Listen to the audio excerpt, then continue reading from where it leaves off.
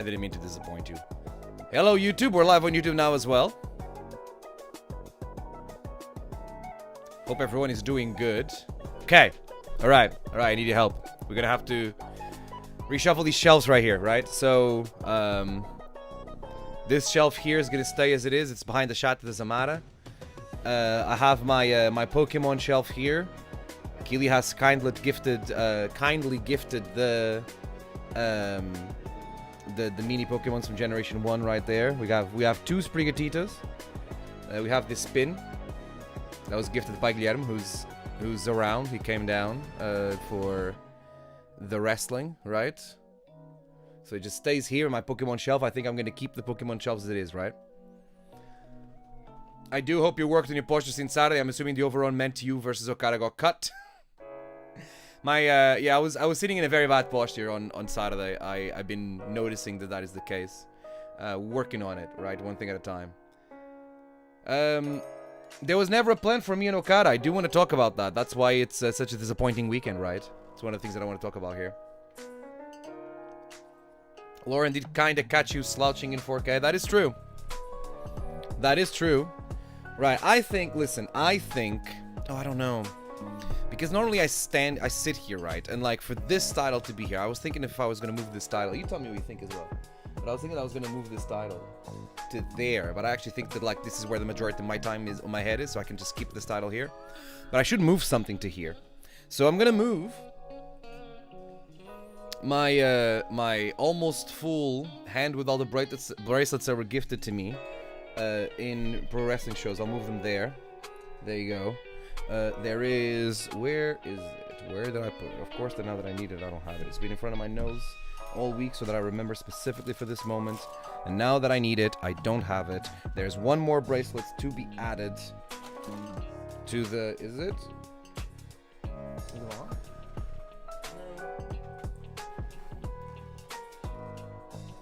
Ah. Yes. Did Okada no show UKPW? No, I don't think UKPW has the budget for Okada. Okada fears Francisco? Yes, it does. So this is the bracelet, the last bracelet that I've... wow, Lauren. What have I done to you? Jesus Christ, what is this? What have I done to you? This is the last bracelet that I was gifted by a fan.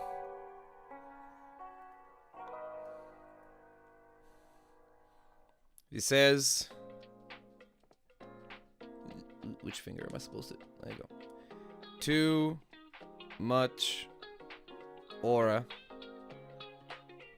Thank you so much to not Lauren, Phoebe, for the gift. It's added to all the great bracelets I have here. I'm starting running out of spaces for all the bracelets and gifts that I given. My hands. What about my hands? What about my hands, Lauren? Oh no. No, it's the fact that I haven't, that a nail clipper hasn't touched my nails ever since I remember. I have no memory of ever cutting my nails with a nail clipper. Is that what it is? I'm gonna also move to that shelf. Probably one of these picture frames. Let me get another one. Oh, this is a representation of the other title I have. I am the Premier Tag Team Champion. There you go. This can go here too. There it is. And let's say I actually want this one to be on top. I want this one to be higher. Behind me though? No. Because I'm gonna grab the drawing and I'm gonna put the drawing right there. There it is. Because this is one of the best pieces of art that have ever been made of me. Right? This drawing right there. Dave Francisco bites his nails confirmed? Yes, I do, and I'm proud of it. I don't mind biting my nails.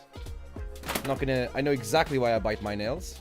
You know what? I can tell you. I can explain to you exactly why I bite my nails, or at least what the leading theory is behind the fact that I bite my nails.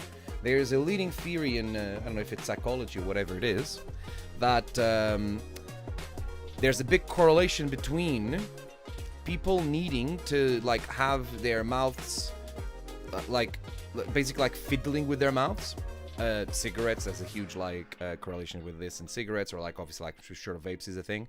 There's a big correlation between that and mothers whose milk unfortunately dried out while they were breastfeeding their babies, which is what happened to my mum. There is a ongoing theory that I'd never like fully looked into it, and it's not like I had a professional tell me specifically this is the case. I just knew that this was, I just read this a few times.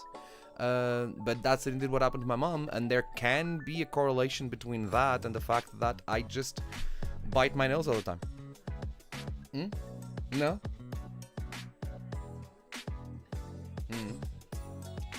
Maybe. Or maybe it's the other diagnosis I'm waiting for, yeah.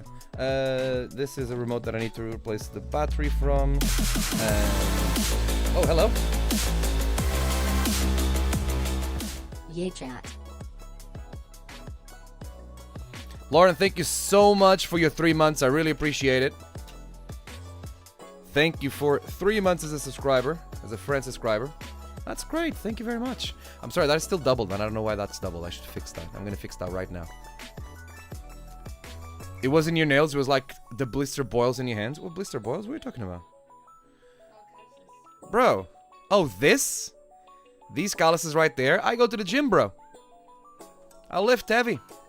This is all from the gym. Yeah, that's all gym stuff.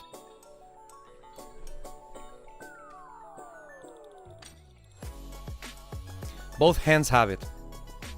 Yeah, they rip from lifting stuff and like just grabbing. And I don't have the best grip either. I'm not very good at gripping. So I'm sure that that's an issue as well. Really quick. Where is it?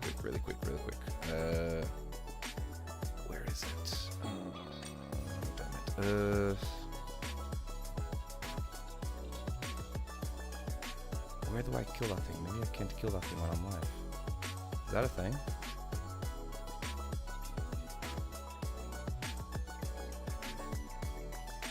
No, it's here. Viewer rewards. No, it's not. Well, I gotta do it on a live. I'm sorry that makes that noise.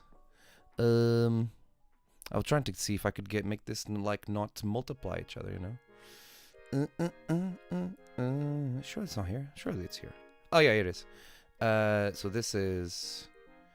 Kill this one. This one here. It's killed. Why is it working? Oh, because it's on subscriptions? Yeah, there you go.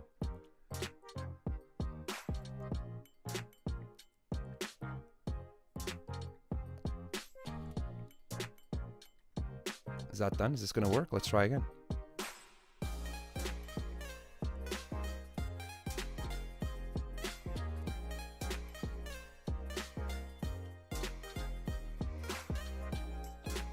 Replays on one side and then replay on the other. Okay, fine. That should be fine.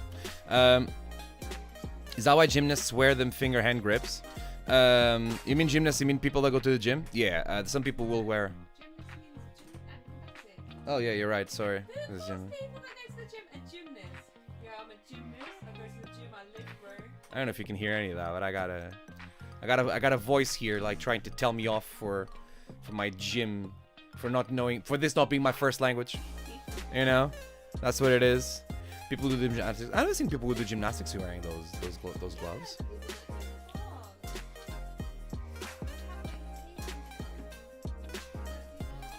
I see like powder. They'll put powder on it for gripping, right? What I see is people going to the gym with biker like cut off gloves, and I'm like, no, you gotta develop proper grip because that's an issue. If you don't work on your grip, you're not gonna actually become stronger when you need to use your grip for something, right? For you to do the exact same exercise. Chips and Dropkicks, how you doing? Hello. Hi, Logan. How are you? Shame that you're wrong, but everything else besides that, I hope that you're having a good time. Hello. This is Sprigatito basically showing you what she thinks of that.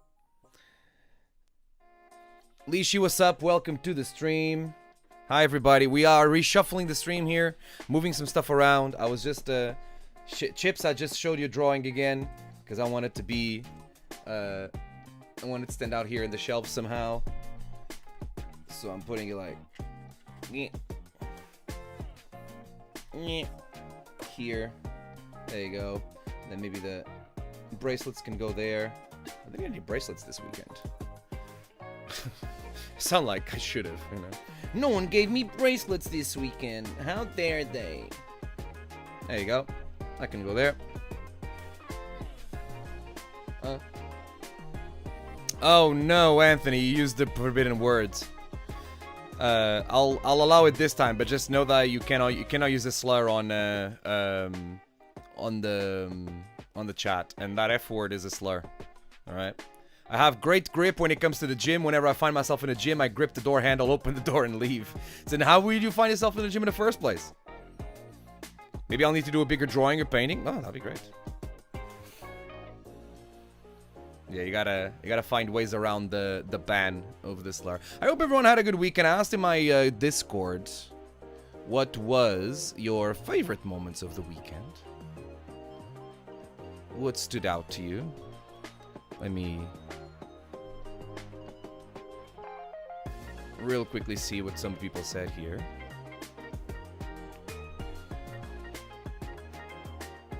So tired after the weekend of work today. Work it though. Yeah, it's really much like a celebration of pro wrestling, isn't it? Which is great. I think it was like a super fun weekend. There you go, Sandy. You found a way. What are people saying here? Seeing Shibata for the first time. There's like a Shibata tattoo on the Discord as well. Despe, Nigel versus Zaskevich Jr. I want to watch that again. I watched that live and I want to watch that again. Yeah, a lot of like AEW stuff, which is cool. The CPF jumpsuit thing, like Shiburuvo obviously did a jumpsuit for CPF and did it together, which is pretty cool. And apparently everyone took over iguanas. I actually went to Jimmy's at 202. I went to have food at the buffet. A lot of good things being said about Pro Wrestling Ceasefire, which is good. I don't know if Sarah's still here, but I have no idea what you're talking about with Tate trolling you. I presume something that happened on the show. I don't know fully what happened to the show. Seeing Chips and Dropkicks is on the chat. There you go. Sha winning. Guess it was a surprise. I'm not sure. Were you expecting Sha to win? How surprised were you when that happened, huh? My sunglasses and waistcoat, that was definitely a highlight of the weekend. Definitely.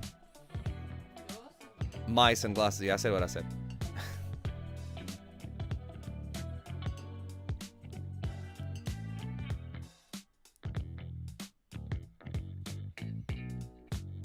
Zai special match and everyone around the ring. That was cool. We did a nice little thing. Cameron Slater. Yes, he's on the he's with part of the family now, isn't he?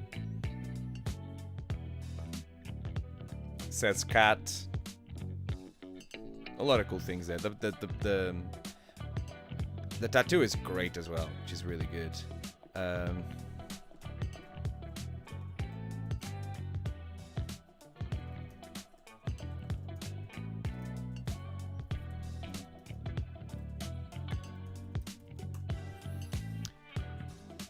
I had Tanahashi wish me luck in wrestling training. That was probably the coolest. He's the best. Tanahashi's the best. I've spent a little bit of time, not just this weekend, but like in other times as well. And he's just the nicest guy. Really nice to have around. To be fair, Sunday was awesome. We drove to Bristol, found loads of the Wallace and Gromit statues with wife's family, drove home, and Nathan got to watch a little Forbidden Door before bed. That's wonderful. That is wonderful. I think that the experience of watching Forbidden Door at the O2 was better than the stadium one. I think I will find other ways of watching Forbidden Door from the stadium that aren't sitting in seats. You know what I mean? You know what I mean. I'll be an extra, and then I will post pictures of me wearing a security T-shirt and act like it's my AEW debut. No, not at all. So silly.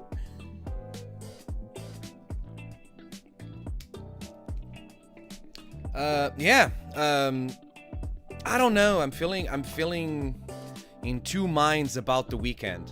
Riot Cab was fun. Were you there? Were you there for Riot Cab, right? Can you give me the context just because I'm curious and I want to know the tea? Obviously, I don't think it's something that should have happened. But what's the context of people chanting RevPro at the Riot Cabaret show? What the hell? Why are we doing this? Because I wasn't there, right? I was at RevPro. Yeah, I would love to know the context for that.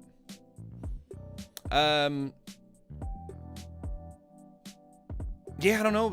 I guess I'll just get into it. I didn't join in with RevPro chant, but why was there a RevPro chant in the first place? Like, what made that happen? Also, heard he got a surprise Scotty Tahari, which is cool, right? And a surprise Fabio Romano as well. Big fan of Fabio Romano. What the hell, Anthony Russell? Oh, is that me? Seth Rollins, no, it's Two-Ball Rollins. Scorio amazing, he still got the moves, yeah. James said something about Riot, then it was like something about like fuck RevPro because it was on the same day. And he got beat done, that was a great surprise too. I'm sure James meant it as a joke though, right?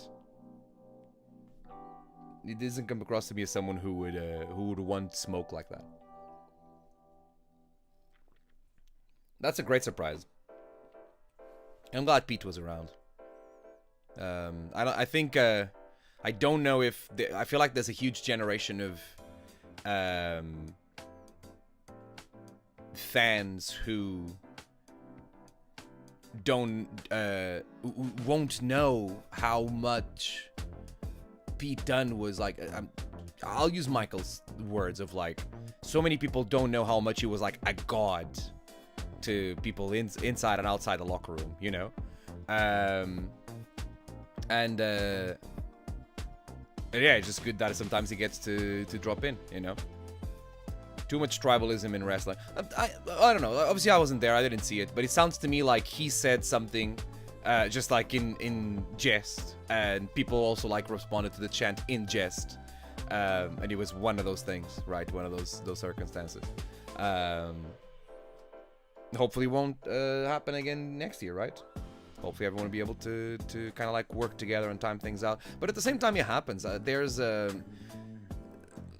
guess like, can I fairly compare it to WrestleMania, to a WrestleMania weekend? I kind of can, right? Because what happens now, and I don't think the levels are the same, but like in the last WrestleMania weekend, and I believe that it's been like that for a few weekends now, you had the collective, like the GCW adjacent shows, and then at the same time you had other shows that were happening at the same time. And there's only so many shows there's only so many slots to put shows on, right? I'm sure that it'll be hard to, I don't know, there'll be a point where it will just be too much, right? And fans are going to choose anyways. Scotty Tower wouldn't have let us be mean about WWE. I don't doubt that. I totally believe that Scotty Tower would be very loyal to the company that has, you know, made him very, very famous. But I'm curious to know what about it you were being mean to WWE about, right? James didn't start. He said, no, let's not do that. Yeah, I can see how James is like, oh no, this is going to be taken out of context and no one's going to get it's a joke. James said nothing. Definitely try to stop it. Yeah. And even if the people chanted the RevPro chant, to me, like when you tell me that context is, and again, I haven't seen it. I only know from the things that you chat are telling me. It seems to me that everything was in jest. But if you're not there and you don't see it, you know it's in jest, and all you hear is like, oh, people were doing RevPro chants at the RevCap show. It can be taken out of context, and it can and be misinterpreted. And if you're James, you're also like, oh no, wait a minute, this is not what I was trying to do. I don't want this to be taken out of context and be misinterpreted. But I think everyone will be able to see things for what they are. Well, you think that, but it's humanity.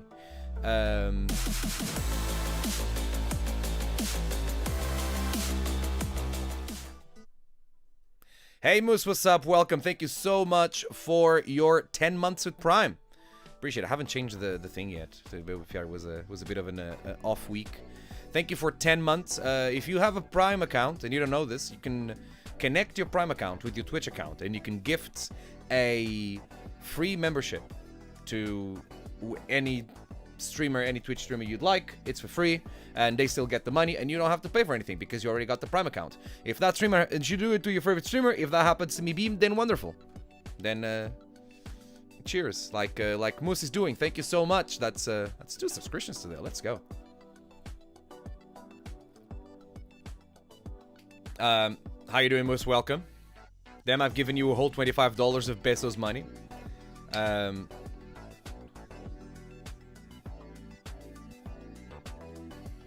Peter's one of the nicest people I've ever met. I've known him for way too long. Yeah, Peter's great.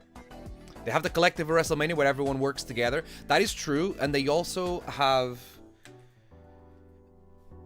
I think the way the wrestling works in America, the American fan is more willing to be like, sure, I'll go to Vegas for 4 days and watch all the shows, and everyone can like work together.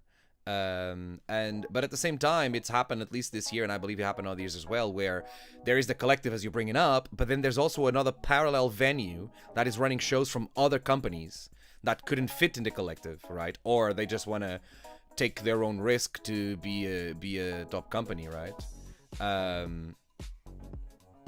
Yeah, like I don't know what the political dynamics are behind that, but that happens, you know. It would be better if it didn't happen here. I think Andy was public about, I don't know the full story, but I think in that interview with Grapple, I think Andy was public about the idea that he tried to get promotions to like use Crystal Palace and run shows there if they wanted to create something similar, I guess, to the collective, right? But I don't know. I'm out of that loop. I don't know. I just know that, yeah, it'd be better for the fans if that doesn't happen. The fans that want to go to all the shows anyways. Hopefully they will. Hopefully at the same time, like, it's financially doable, you know? Pete Dennis to British wrestling, what amazing Reddit to American wrestling. Those who know. Absolutely. I use my real money for you. Thanks, Lauren. Appreciate it. Ooh, that's a lot of... The chat is... The bot is on fire. It's putting too many messages at the same time. David also super nice chat. If it wasn't for him, we would have gone to Forbidden Door because he was going to sell us tickets, but one got sold, but then told us the app, and we got tickets quite close to where David was at. That's true, yeah. I put that Instagram story out saying there was a few tickets that I had for, and I knew people that had for Forbidden Door. Lauren was like, I'll take them. I'm like, okay, well, here's the conditions, and just in the conversation, the tickets ended up being sold. She was like, where are these tickets being sold? It was through Access, which is where the tickets were sold, and you could just resell tickets there, which means that Lauren found tickets at a reasonable price and was able to see the show. So, you know, here I am, saving life one more time. DMR, what's up? Had to drop my guts on. Little dude fell asleep on me in my Sons of Southampton shirt. He's got taste. I am happy to inform you that I have 3 Sons of Southampton shirts left. 2 large and 1 3XL. That's all I have when it comes to stock, and then after that, it's only prints and stickers. Alright? If anyone is watching this and wants some, go ahead. It was only $10 more than what your tickets were being sold, and the view was sick. It was good seats, man. Yeah, 100%. I had I got seats through... Can I have a large one, please? Absolutely. Thank you very much. I'll save it for you. Next time I see you, which I don't know where it's going to be, but hopefully soon. We'll take care of that. Thank you very much.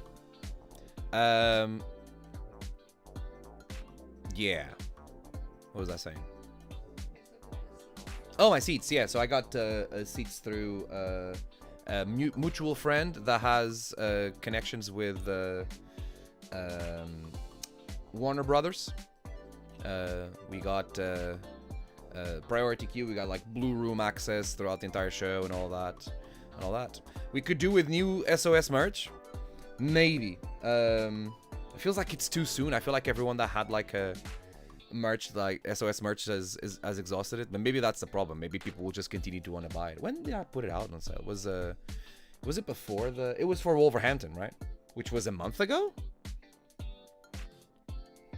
You got to live like a celebrity? Absolutely. You got to, right? If it wasn't too hot in this room, I'd be doing this stream right now in a waistcoat and a fancy shirt. Where's my sunglasses? I want my sunglasses right now. Anyways.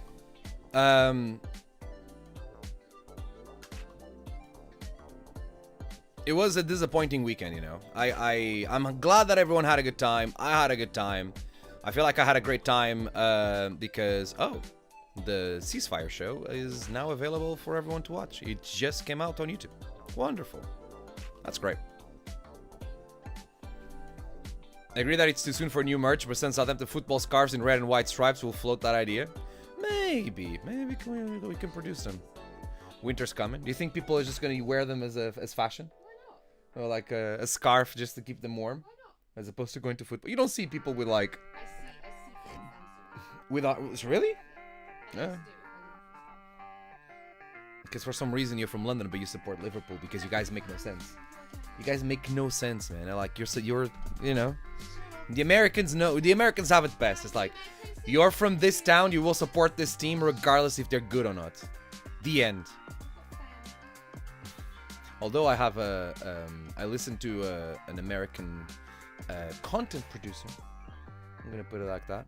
Who, despite being from Jersey and living in Texas, supports the Cincinnati team. Yeah, but it does, you know, what can I say? I didn't get to choose where I was born. Oh, man. Right, the weekend.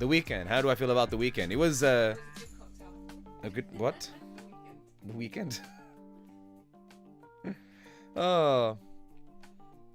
How do I feel about the weekend?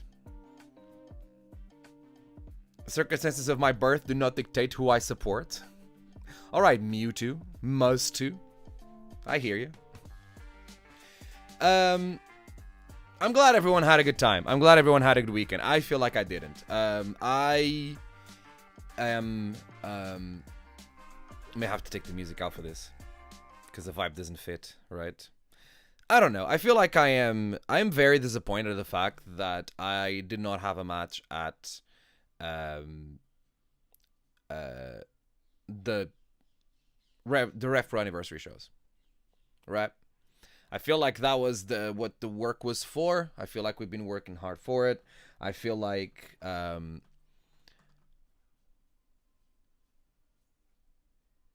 the spot was earned, and that sucks. But at the same time, and I've been having this conversation with a few people, at the same time, and I do feel what I'm about to say, wrestling owes me nothing, right? I have sat in this chair and I had conversations with you. I'm very open about how I think about things, and I keep my consistency even against myself. Effort doesn't matter. All that matters is results. Sure, you can only get results through effort, but just because you're putting effort, it doesn't matter, right? And I don't think that, it's not that I don't think, I know professional wrestling is not a meritocracy. You know what I mean? It's not a thing that you it's not a thing that you do. It's just because you're in it and you're putting stuff in doesn't mean that you automatically should expect stuff to come out. It's the anniversary show and the way that it was put forward, especially as you look at the cards, it's very different from other big shows, for example, like Summer Sizzler, which I was a part of, or High Stakes, which I was a part of, where you only have a few people who are not regulars from RevPro, right? Don't know when I'll see you next. Purpose, maybe before at the new venue for London, for RevPro in London. We'll see if that's the case or not. But here's the point that we'll figure it out, Laura. Don't worry, I'll save it for you. You got a wedding that day, on Friday. Yeah, weddings happen on Friday. I'm not saying they don't. I'm not saying they don't. Where is the full? Here it is. But the thing about the wrestling, this weekend, of course, this didn't work. You good? Yeah, I forgot.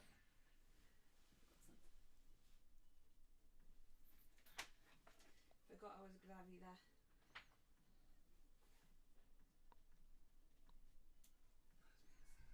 There you go.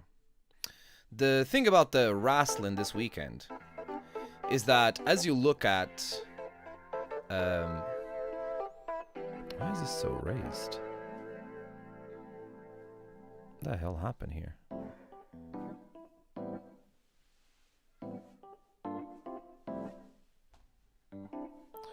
Brother, why do you look like this?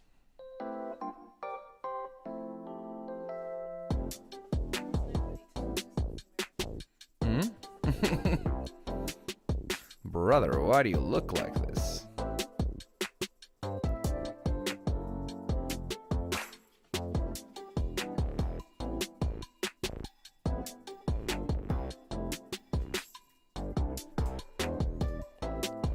I'm just gonna fix it like this and then fix it in post. That's very weird. It's very weird that it looks like this. But anyways. Woof woof. Like when you look at the my older brother's wedding, the day of the new RevPro venue, so it will be purpose. Oh, I see. So the wedding's on a Sunday. Yes. Cool. Yeah, it will be purpose. I got it. Don't worry about it. I got you. Effort doesn't equal reward, but there's no shame in believing your effort was worth your recognition with a match in that way. It's all good. Yeah, exactly, right? It's exactly that. All I can do is put in the work to get to that position, but I don't get to choose myself, right? I don't even get to choose myself in my own promotion, right? So it's just not the way it is, right? All you can do is the stuff you can't control. But like, you look at this card, and is Mercedes a regular? Like, she's more regular than the majority of the other people that I'm going to say, right? But there's like 1, 2, that's 12, 13, 14, 15, 16, 17, 18, 19, 20, 21, 22, 23, 24, 25, 26 people in this show, right? There's 26 people on this show, and I'm going to count Mercedes as like a regular because she's regular enough to be on these shows, and she will. If you compare this to like other big shows or the like big shows, the comparison is there, right? Oh, she's there as well, so she's a regular, right? But you got Speedball, Shibata, Tanahashi, Hechicero, Kyle Fletcher, Blue Panther. GYV are a bit weird hybrid, right? But Yuo Uemura, Persephone, Francesco Akira, Tomohiro Ishii. What is this? Half the card in Global Wars are people that are not regular in RevPro? So, and that is the appeal of the Global Wars card, right? So there's only so many spots for the RevPro regulars. I get that, right? That makes sense. That's fair. And then the anniversary show, you don't have as many non-regulars, right? Who's not a regular here? The Zack Sabre Jr., Persephone, Yuya, Alex Windsor's on the way out, I guess? And then like Hechicero and Blue Panther, right? There was, I'll say that I'm not saying that RevPro didn't try to have me on the show. There was attempts, right? But they just didn't materialize, which is the way that it is. And as much as it sucks, it's the way that it is. I think that momentum keeps pushing, momentum keeps growing, and the important part here is that once we get to, for example, next year, there's a certain sentiment of, oh yeah, and what are we going to do with David, as in which match is he going to get? It's not a matter of like, can we find the spot for him or not? It has to be a matter of what is the spot, because the spot is guaranteed, right? We got a year. Obviously, a lot of people, and a lot of them are in this chat right now, are people that have been helping me with that and being very supportive, and I appreciate it. I'll continue to try my best to earn that support, and we'll keep on pushing, right? You know, it's part of the globe, Portugal. Yeah, but you know, they're talking about the companies they're working with, right? Not exactly the globe itself. It's not about like worldwide wrestlers, right? Why wasn't Killer Kelly's baby on Global Wars? He's not trained yet. And yes, she's not trained yet, and she probably would be, the flight would probably be too expensive, you know? Big shows like this can feel a bit disappointed fans as well, because the focus is on imports and not the stories and wrestlers we're invested in. Yes, I understand that. I also, as in like, I do understand that, and I think that's very valid. I also feel like, hey, we have to sell 2,000 tickets. And it gets to a point where we're not going to be able to only sell 2,000 tickets on house talent. I don't know, maybe it is possible, and I'm not surprised as a promoter you may be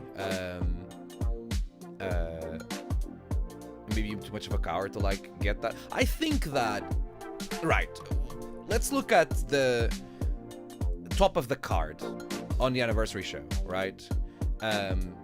RKJ Samuels, despite having a lot of people publicly stating that they were going to walk out and there were tons of walkout, I was there, I didn't see that.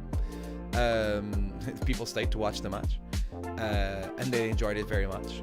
But you got this match, you got Michael Loku the outsider, and then you got like the Zosiah Dream match with Zack Sabre Jr., and then you have Mercedes. You know, I can totally see how like here's how we're selling these tickets, right? We're still serving in a way our current fans, right?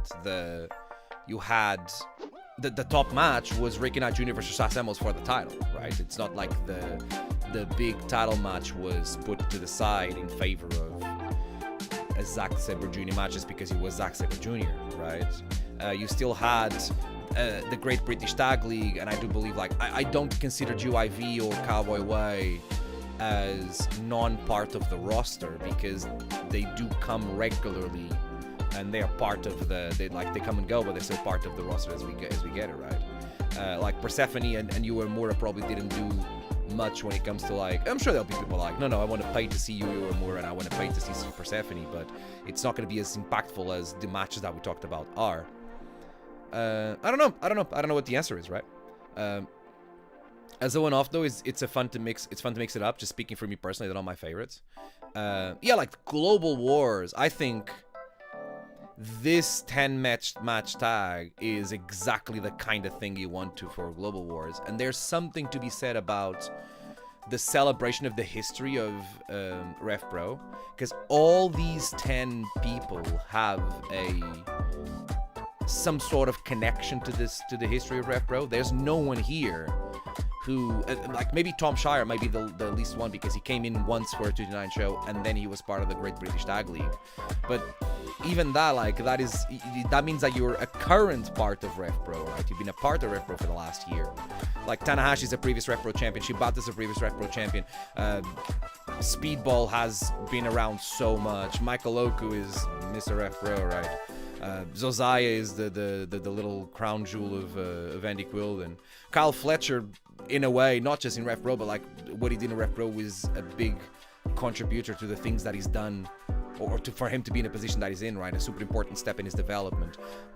Robbie X became the best cruiserweight in the world at RevPro, and Hechicero is one of those people that you always invite as guests and you love to have them in the house, right? That's cool. This is what Global Wars should be.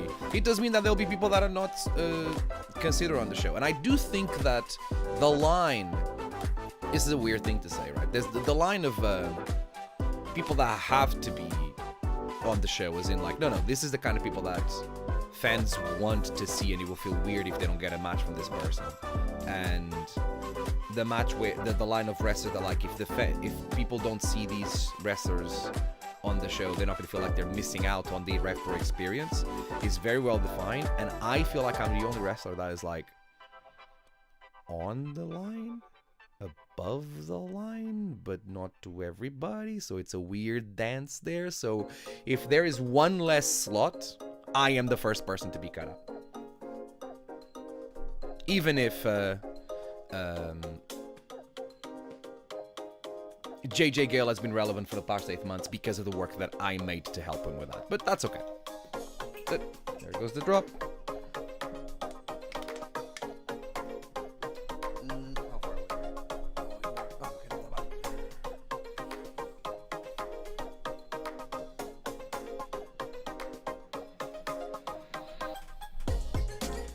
Having said that, I have Fantastic Mini tickets. That's going to be a great show. We're going to see Hechi versus Steaks there. Wow, how is Tiki already getting the Hechicero match? What is this? Mona is probably the best women's wrestler in the world right now. You could easily sell 5,000 tickets of her alone. Well, I am happy to inform you that Mercedes Monet did not sell 5,000 tickets for RevPro on either day. I'll take the Hechi match. I directly told Andy specifically, can I please, sir, be a part of Fantastic Comedy this year? Because I have been a huge part of Fantastic Comedy for the past few years, and these fucking Mexicans, all they ask is, so, are you gonna wrestle this time? I'm like, no. So there will be words. I will throw hands at Andy Quillen if I'm not part of Fantastica Mania. Alright? We're manifesting it, and that means talking about it as a definite. If we pester Andy, will that help or hinder your chances? I genuinely believe that people pestering Andy about me is a big part of me being given more shots outside of Southampton. There was a little period 6 to 8 months ago where there was people that were in Southampton going, oh no, we also like this guy. Can we please have him wrestle on our professional wrestling show? Yeah. So, but hey, more than anything is live reactions, right? And as Andy said, and I haven't reacted to that interview here, but I probably should. As Andy said, well, you know what? I'm gonna do it right now. As Andy said, if people buy tickets the moment that a match with my name on it gets announced, then you know that's a sign that is bigger than whatever opinions people may have on a tweet or anything, right? Me versus Andy at the next show, and if I win, you get booked versus Okada. I don't think you'll... We'll see how training goes, Phoebe. But right now, at this stage, on the next show, you wouldn't have a chance. Unless I cheat to help you, but then that's kind of like, you know... They get an out. It didn't sell for RevPro because her match in Asuma was left so late. Obviously, not much Quillen could have done there, as he probably didn't know she was available, but still. You know you'll always get a big reaction if we're there. Thank you. Appreciate it. That means, listen, that's done more than what you think you do. How do I know? I don't know. I just guessed, to be fair. I have just guessed. Oh, is the music still going?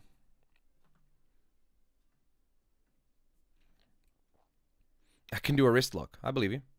Let me find this this video here. Now I want to... And I was given a timestamp as well.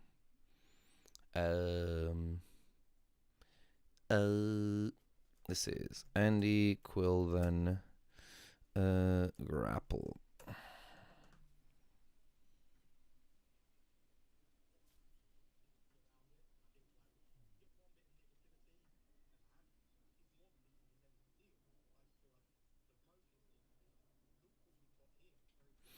Let me find the timestamp.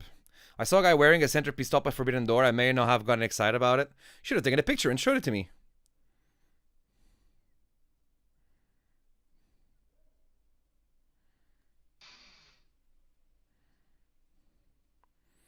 Let me find...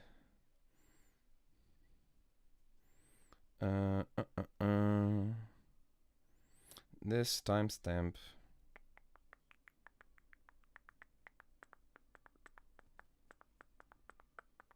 1:26:24. Fantastica Mania, David storms the ring. Send me the best Mexico has to offer, and out comes Mascarita Sagrada. I could have him.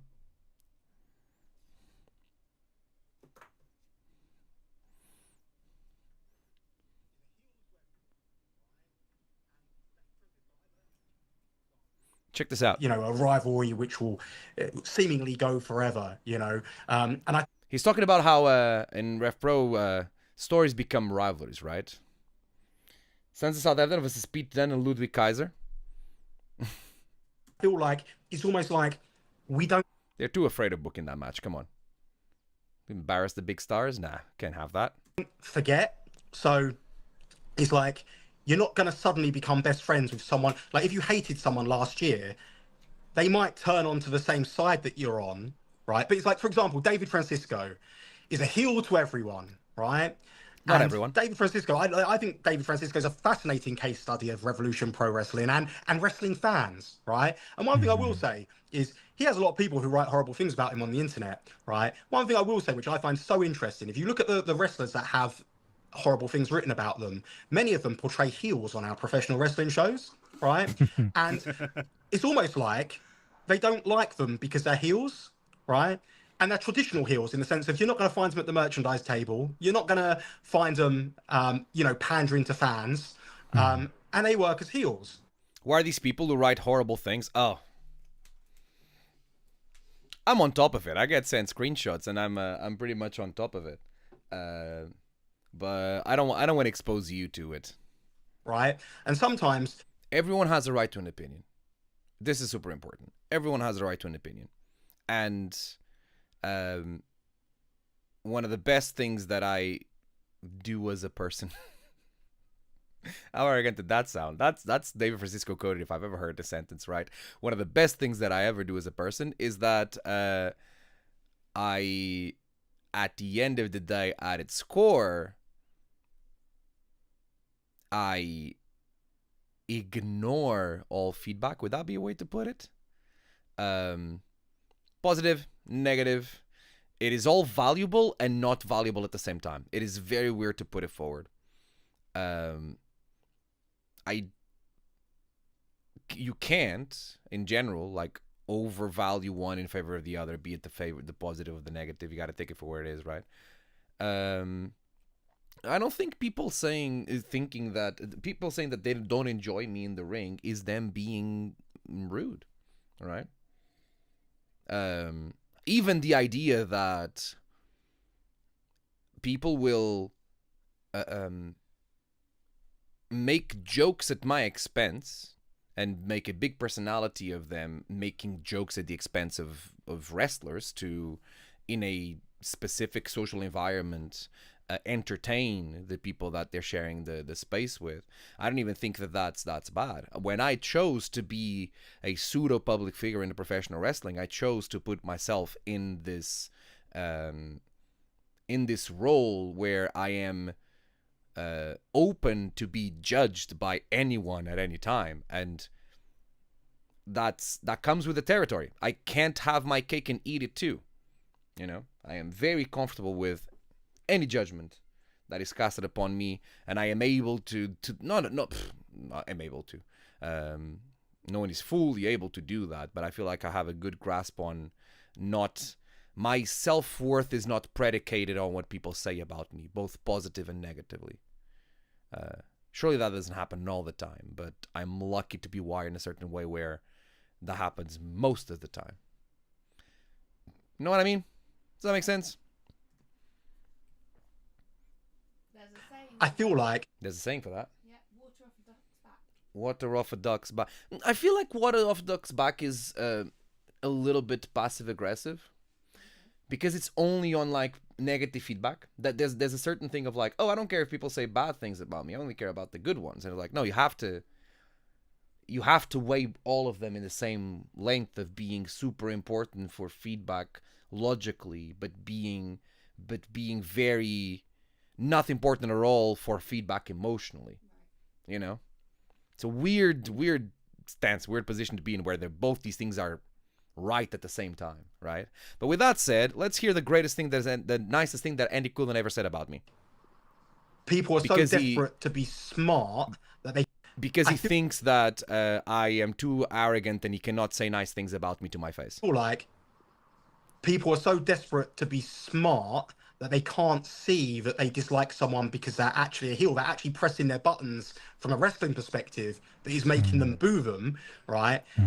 And I look at that, and the reason I say this is because I look at the reactions that David gets, and I hate it as well, because you need to understand the character of David Francisco is a real-life David Francisco, right? And I thought the real-life David Francisco was a contender David Francisco. I'm not even, look, this isn't me trying to sell a storyline here. I promise you, this is 100%, right? I thought the David Francisco that was in the contenders division, which was tail between his legs, humble, just wanted to work hard and just wanted to work his way to the top, was real life David Francisco. It turns out David Francisco did not just have his tail between his legs, he had his tongue beneath his teeth as well, because he was biting his tongue, right? Because the second he left the contenders division, the real David Francisco came out, and he was, for lack of a better term, uncontrollable. I gotta chip in on this because this is important. I keep mentioning the number one lesson that I've learned when I was a contender, and the lesson that everyone was trying to teach me when I was a contender, a lesson I feel like Joshua James didn't learn, and it's the thing that separates me from him, and to be fair, separates me from any other contender in the history of the contender division, and makes me the greatest contender in the history of the contenders division, is the fact that, and I've been very coy about what that lesson is, but that was the lesson. That's the lesson that I learned. You know, like being, having your head down and working hard is not the thing that brings you success in pro wrestling. Sure, you have to do it, but that is not the key to success in professional wrestling. It's very funny that the moment that I stop doing that and I become something else, in Andy's mind, I become my real me. I'm not going to litigate my past or relitigate my past. I'm not going to relitigate my past. I suddenly find myself with way more success. I mean, early this year in 2025, I was the undisputed British heavyweight champion. I am still the actual undisputed British heavyweight champion, right? All these people talking about wanting to go for the title in 2025 is going to be their year. I did it before any of them. He believes his own hype. He believes he is the centerpiece, or should be the centerpiece, of everything. The swagger that he walks with is very much real, right? And once Andy Quildan said that the number one thing that is important to become a successful professional wrestling is confidence. And now he sees someone that has confidence and he's like, oh, this is happening. I mean, to be fair, he's not saying that I shouldn't have it. He's just bringing up the fact that this is the real me. Chat, do you agree? Am I really this person? Come on. Everything about him is kind of it's not, they say the best wrestling is wrestling which, where art imitates life, and I think that's what this David Francisco character is. But anyway, back to my original point with him is he's recently turned to the side of good because of all the reactions he's been getting in Southampton, right? And also find it mental as well. Some and Coventry and Sheffield and London fans, they really they're like these Southampton, right? And also find it mental as well. Some fans, they really they're like these Southampton shows, I can't watch them. Like, oh, just this, that, and the other, right? But David, like the people who actually go to the Southampton shows, they for whatever reason they've taken him in as a cult hero, which has only grown the ego further, right? But it's resonated, and there'll be times, and I hate to say this, there'll be times when our ticket sales aren't strong, and we'll announce the David Francisco match, and all of a sudden the tickets sell, right? And I say the only metrics I can listen to are the live buildings and the VOD numbers, right? So he certainly ticks those boxes. But anyway, because of this this love that the fans have for him, which I never anticipated. Again, it's another example of having to be on your toes and change it up a little bit. He's got into this tag team with JJ Gale, and as both are so loved in Southampton, they've become the Sons of Southampton, right? SOS. Do you get it? Right. But like Kieran Sutton, eat your heart out. So they're the Sons of Southampton, the two hometown boys, and David had to work to get JJ to trust him, and JJ's now trusting him. And then they go into this big Revolution tag in our last show at the 229, and David Francisco finds himself on the team of all the baby faces, right? And all the baby faces still fucking hate him, right? Because he's a prick, right? They see him for what he really is, right? So they all still hate him, but he's being a good guy in the match and saying, I'm not like you think I am, guys. And JJ's like, oh, he's not. And then when David does something egotistical, JJ's like, I'm sorry about him, guys. Do you know what I mean? I'm not being a prick. I just am not conforming to, I don't know. I'm telling Michael Oku, I'm yelling at Michael Oku for losing my title. And now someone else, a second person, has my title. Oh, that's a headache for another time, right?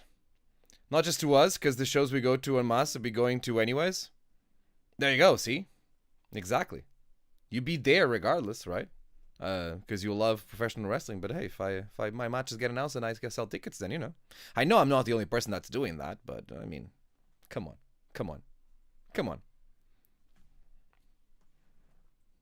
It's not like, Yeah. you know, JJ's not completely sold on him, but what they're doing is working. And do you know, so it's just like an interesting dynamic, right? And we don't forget what's happened before. We don't forget that Michael Oku and David Francisco don't get along with each other, you know, and that's never going to change unless something actually changes before our eyes, right? Yeah, he apologizes So I for think his role in not giving me a fair shot at my title.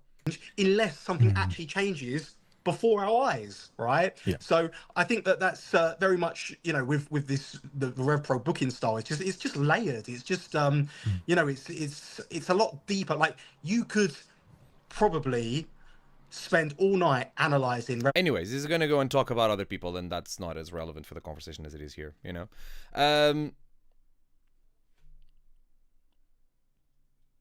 A bump in the road is not a trend. There's a clear trend.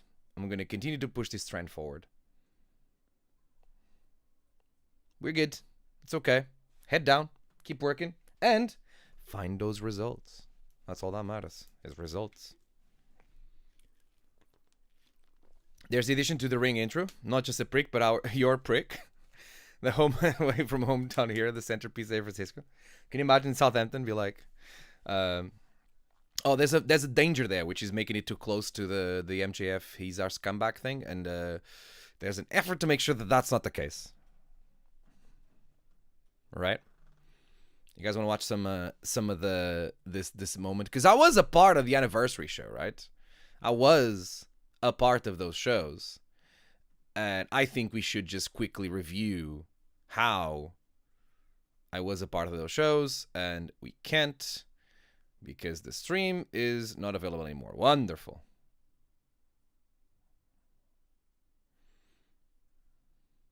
Well, good thing that I have it in something else. Prince W, what's up? Welcome to the stream. Thanks so much for the follow. No, it's not available. Oh, okay.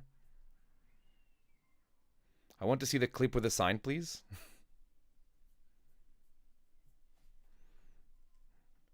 I'll prep that. But while we got that,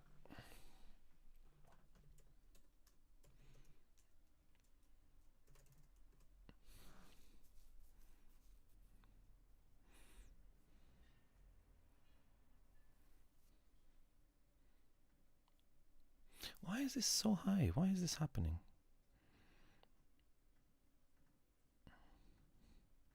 It's annoying me.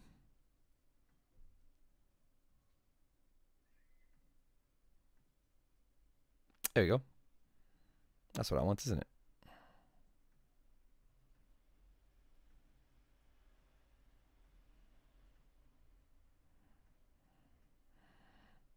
Right.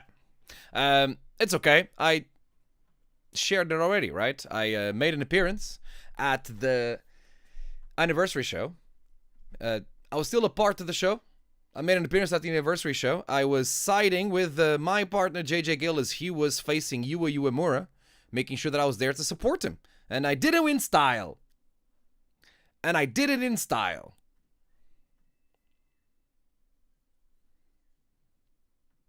Did I say his name? Has appeared to be in Gale's Start corner. again, from the beginning. The Sons of Southampton with David Francisco. But just as I say his name, has appeared to be in Gale's corner. I don't think even Gale knew that was happening. Well, the Sons of Southampton support each other. Wonderful to see David Francisco on an anniversary show. And, you know, it's lovely that JJ's here as well. Okay. Why are you wearing sunglasses indoors? Because I can. It's very bright in here.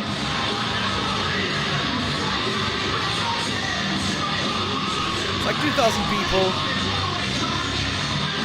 going crazy for the centerpiece and JJ Gill as well, I guess.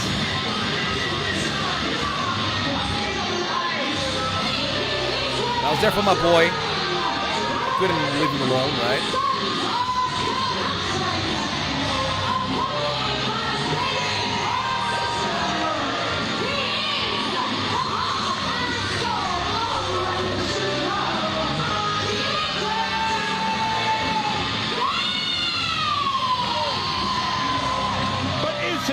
Francesca said he's representing the son for Southampton.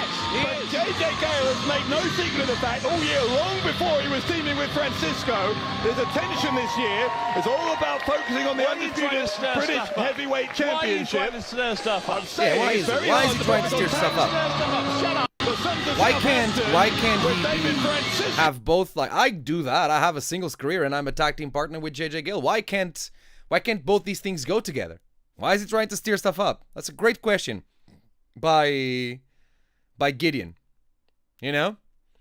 I feel like I brought a problem on myself though, which is the fact that I now feel like I have to walk around in the suit everywhere. I feel like I brought that expectation in my fans and the people that want to see me live whenever I'm not wrestling, obviously, that is how I should present myself.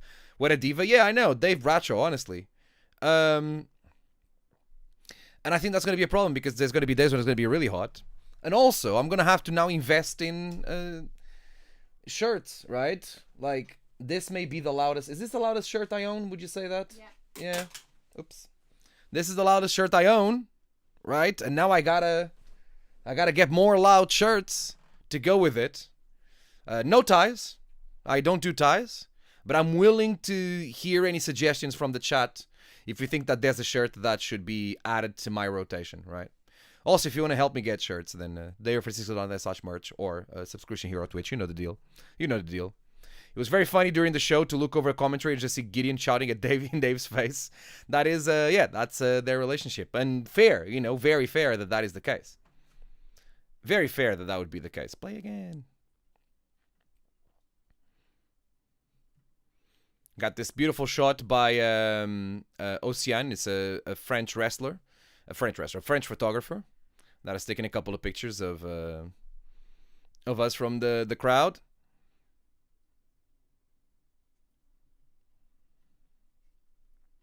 This great shot by Dave the Mark as well. After Yuwa Uemura beat JJ Gill. I guess, listen. We lose and we move, right? We lose and we move.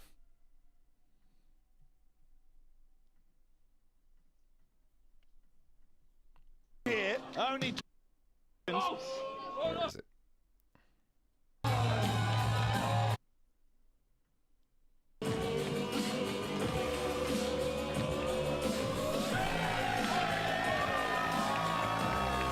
Sinner to Savior, David Francisco, the home away from home. I was trying to get out at this time to go and start the music and put the new music to play, but people would just went chanting my name, so I gotta do what I gotta do. I'm here for a reason.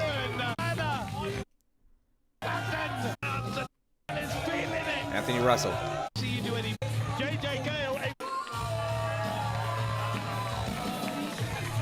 JJ Gale, a legitimate son of Southampton.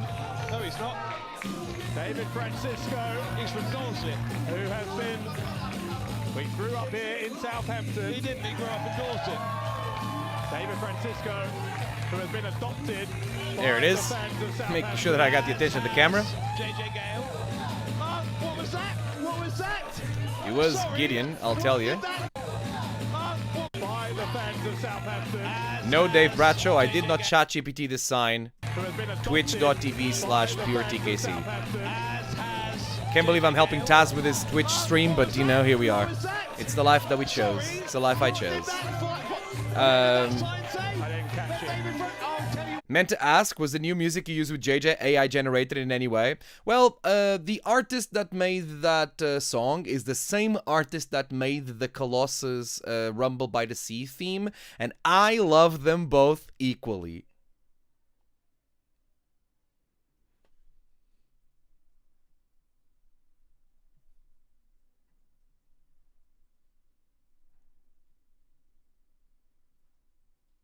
Hope that answers your question. Right. We move. We do move. Very weird to obviously the Great British Tag League is over. I don't know where we're going from here. I think we can at the same time chase The tag team championships, I mean, I continued to have Young Guns number. I continued to have Young Guns number and chase our singles ambitions, all right? I want to get my title back, and maybe JJ wants to finally have a crack at my title. That'd be good. We'll see. We'll see what happens. Don't know if we're going to be in the trios tournament, though. Don't know if that's going to be the case. Oh, speaking of...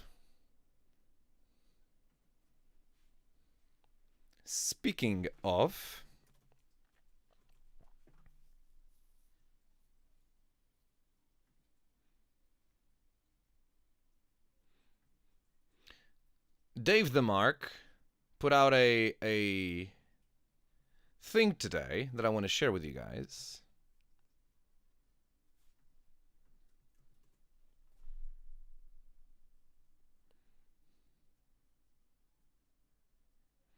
I haven't seen it. I on purpose waited until the stream to come and watch this. Let's watch this together. Apparently, let's see here. At Dave the Mark, I was introduced to Lucky Vinnie Wells today. Personally, I think it would be a tragedy if RevPro and LWA, is this Lyon Wrestling Association, did not work together to give us Lucky Vinnie Wells versus David Francisco in Lyon, when the two companies collaborated in October. Why are you thinking about me, bro? Why am I the first person you think about? Alors qu'on accueille Lucky Vinnie Wells, encore une fois très bien annoncé par Darren, que je vous invite à aller suivre sur les réseaux, Darren et Niskatch. Et cet homme aura fort à faire. Alors que la Lucky Vinnie Section répond à l'appel, répond présent, regardez-moi, cette nuée de verre. Bah ouais. Oh, is it because he has sections? Oh, I see.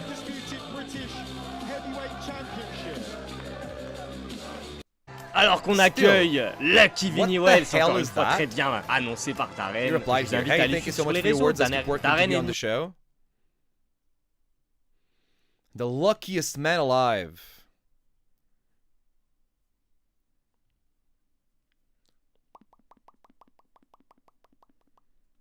Show your work, bro.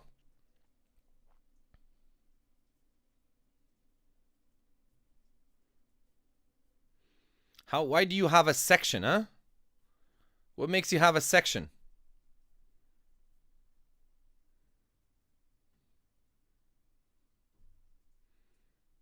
Try to see. Oh, here we go. This is him, right?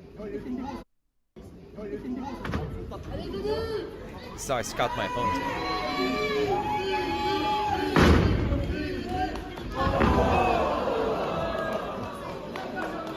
What are you gonna do about it?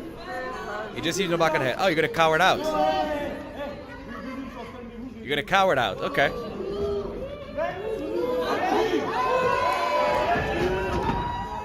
You should have kicked him in the face, man. Why are you getting a headlock? Yeah, you should know that's not going to happen either. What's the point of going for a shoulder tackle for an opponent that you probably can tell you're not going to be able to take down, right? You're just hurting his rotator cuff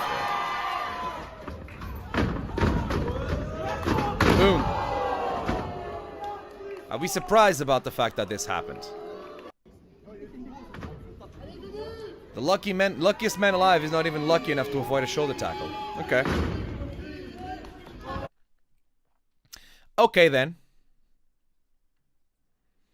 I mean, sure, if he wants some, and if RevPro wants some, then wonderful. Why not, right? But do you really think, is it just because you can get sanctions? Do you think I've been in France, I wrestled in France a lot, right? The French fans know who I am. They know of the Cachor Soleil. If you think that just because he has a section, he's going to be anything of substance, then you got it wrong, you know? And if the comparison is the fact that we got sections, I think it's very different. Me having a David Francisco section in a town that is not even my hometown or the town that I moved into, or someone bringing enough members of their family to be able to lift enough green cards to pretend that they have a section. We are not the same, Dave the Mark. What are you doing here? But sure, I can prove that. That's no problem. Think I have an issue with being antagonized? I don't. JJ Gale, David Francisco Kelly 6, Sons of Southampton Trios Edition.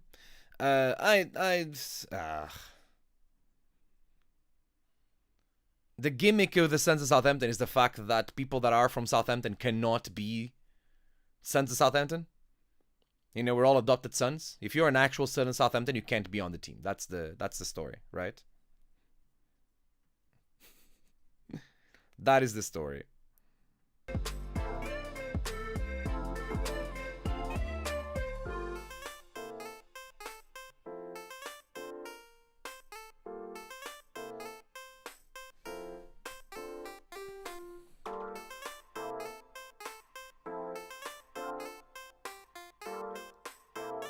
I gotta pick something up for the stream here real quick. Something else happened during the weekend.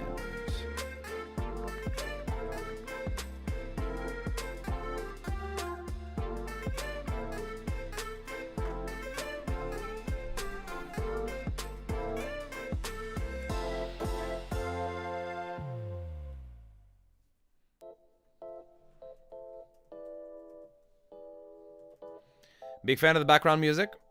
It is Stream Beats Hi-Fi. So lo-fi, but high. You know what I mean? Who wants some awkward silences as I get the pictures here? Is this it? No. There it is.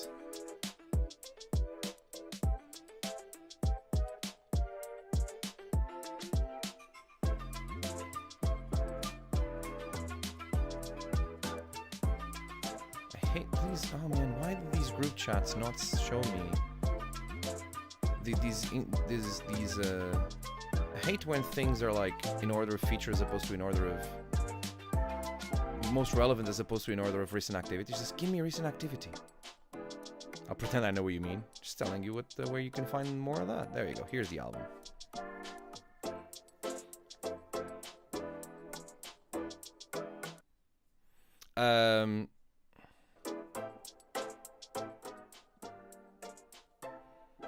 Some pictures from the Saturday event at Bexley Heath High Street.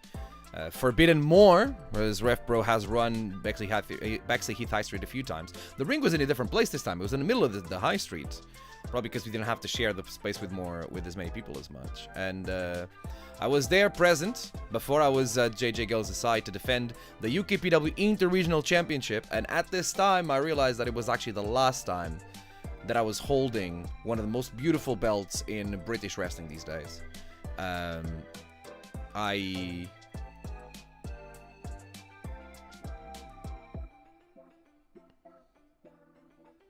wrestled Alf Edwards. Hit him really hard, as you can see.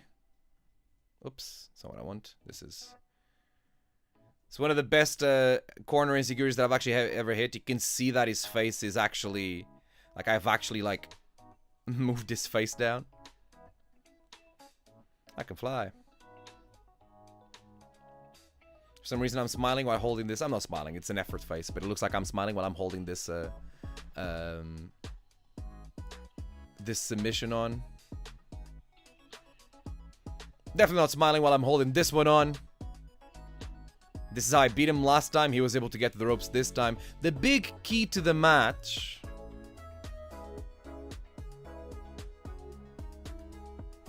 that I won't be able to show you until we got more footage.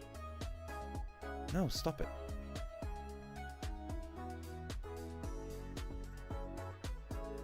Is that... Can I get a good example of it? I guess these are our photos. There's no photo of this, is there?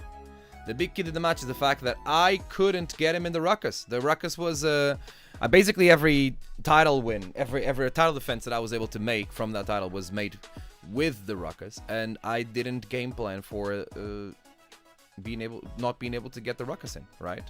As much as the Everstone kick and the crossfist and all that are able to do it, I feel like the problem here was a problem of game plan. And that's what cost me the title there. He did get the ruckus, by the way. the cheeky little bastard has hit me with my own move. In a move that I didn't see coming, but I'm not surprised that Alf is strong enough and understands shifting of center of gravity defensively to be able to hit me with the ruckus like he did. Not happy about it, but you know, it is what it is. We do what we can. But it is a shame, and I think there's a good picture here that shows exactly that. This is after had I already lost it. I didn't let the referee give the title to Alf, because if someone's going to give that title, that was going to be me. And I don't know, I earned this title. I won the title late last year, and from then on I wanted to make it a mission for it to be a synonymous of high level of competition in UKPW and in professional wrestling. And I am thankful for the chance that UKPW gave me to build that. I'm thankful for all the opponents that I've defended that title against. I do believe that they brought the best out of me. Opponents from all levels of experience, all walks of lives and journeys in professional wrestling. Connor Mills, Fabio Romano, Denzel Mack, Samuel St. Daniels, Jordan Breaks. Why am I missing one? Oh, Maverick Mayu. And it would be Alf Edwards would be the last one. And if I was able to beat Alf Edwards, then I would be able to tie Harry's reign, UKPW's reign, as the one with the most offenses, and because I beat Harry for that title and ended that reign, I get the tiebreaker. That would automatically make me the greatest UKPW Interregional Champion of all time, and I didn't achieve that. We are back in the same dichotomy that I was talking about earlier, right? Effort is great, effort is how we get results, but at the end of the day, results is all that matters. And I don't think that, in fact I know that we didn't get the result that we wanted. It kind of sucks that Harry Sefton can still say, according to my own reasoning, he can still say that he's the greatest UKPW Interregional Champion of all time. But I do believe that what I've done with the title and what the work for it has definitely elevated the title, and is going to mean more for the people that wrestle for it from now on. And maybe I will be the one wrestling for it as well. I remember being asked after, very quickly after this loss, I was with some fans, and I was asked what would I like to do about it, right? What's my plan? How do I feel about it? And basically I didn't have any feelings at the time. It wasn't the time to feel or to decide what's coming for the future. Sometimes just have to wallop in those feelings a little bit and rest, take steps back, and then decide what's coming next. Maybe I'll go back to that. Maybe I'll join JJ Gale in the Sons of Southampton can go for the UKPW Tag Team Championships. Maybe I'll decide that I can do more in UKPW and get myself a world title, right? Go for the UKPW title, for the big title. I don't know. We'll cross that bridge when we get there. We'll figure that out when we get there. I'll return to UKPW in a couple of weeks, Falconwood, for Random Bangers, as myself, Tommy Tanner, Sapphire Reed, and Cody Salihu take on CPF and Denzel Mack in a 4-on-4 match. I don't know if it's eliminations or not, but it's going to happen in Falconwood very soon. I'm sure you're going to start watching match graphics for that, but that's been announced. That's what's on my mind right now at the forefront when it comes to my UKPW journey, and then we'll see where we go from there. We'll see what the future holds. I want to again thank UKPW for coming with me on this journey and giving me so many shots of defending that title, of allowing me to take the gamble on the UKPW Championship, on the UKPW Interregional Championship, and helping me try to achieve this goal. I didn't achieve it, but I'm happy with the wrestler that I have become as we keep going for it. And if nothing else, I'll continue to give myself challenges to beat, right? That keeps this journey in professional wrestling way more interesting as we go. Am I right?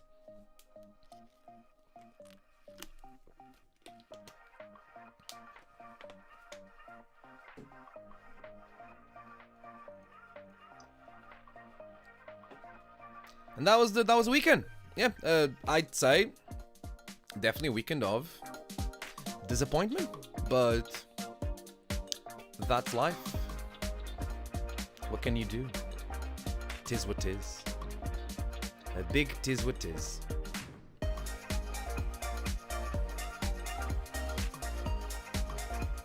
Right, there was an issue with AEW. There was something about AEW that. What the hell? What do you mean, what the hell?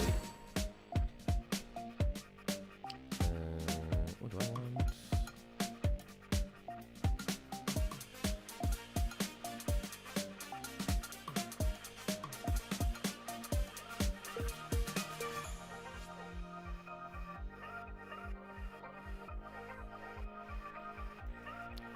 My friends, the rules lawyer is about to come out.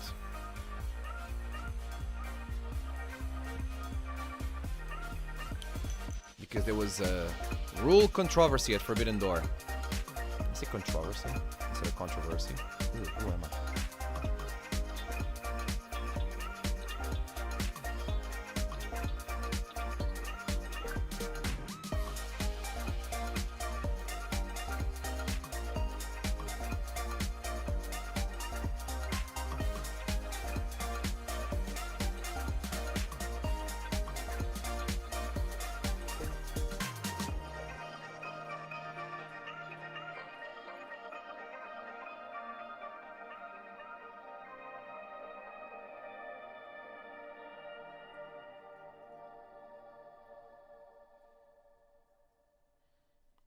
Wait, what match was the rule controversy happening?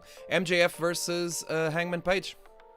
And as a rule adjudicator myself, Next, it is the main event. I am happy to come here on the stream and clarify the rules and give my take. I need to brand this segment. I would love to Brody kick locked. to make this an ongoing segment. I don't know. I gotta find a name for it. The rule adjudicator, something like that. Come on, Hangman! Huh? He loved the injustice. What? And Rick.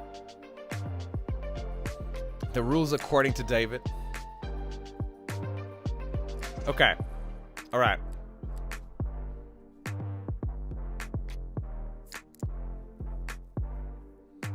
Here we go. Looking for the.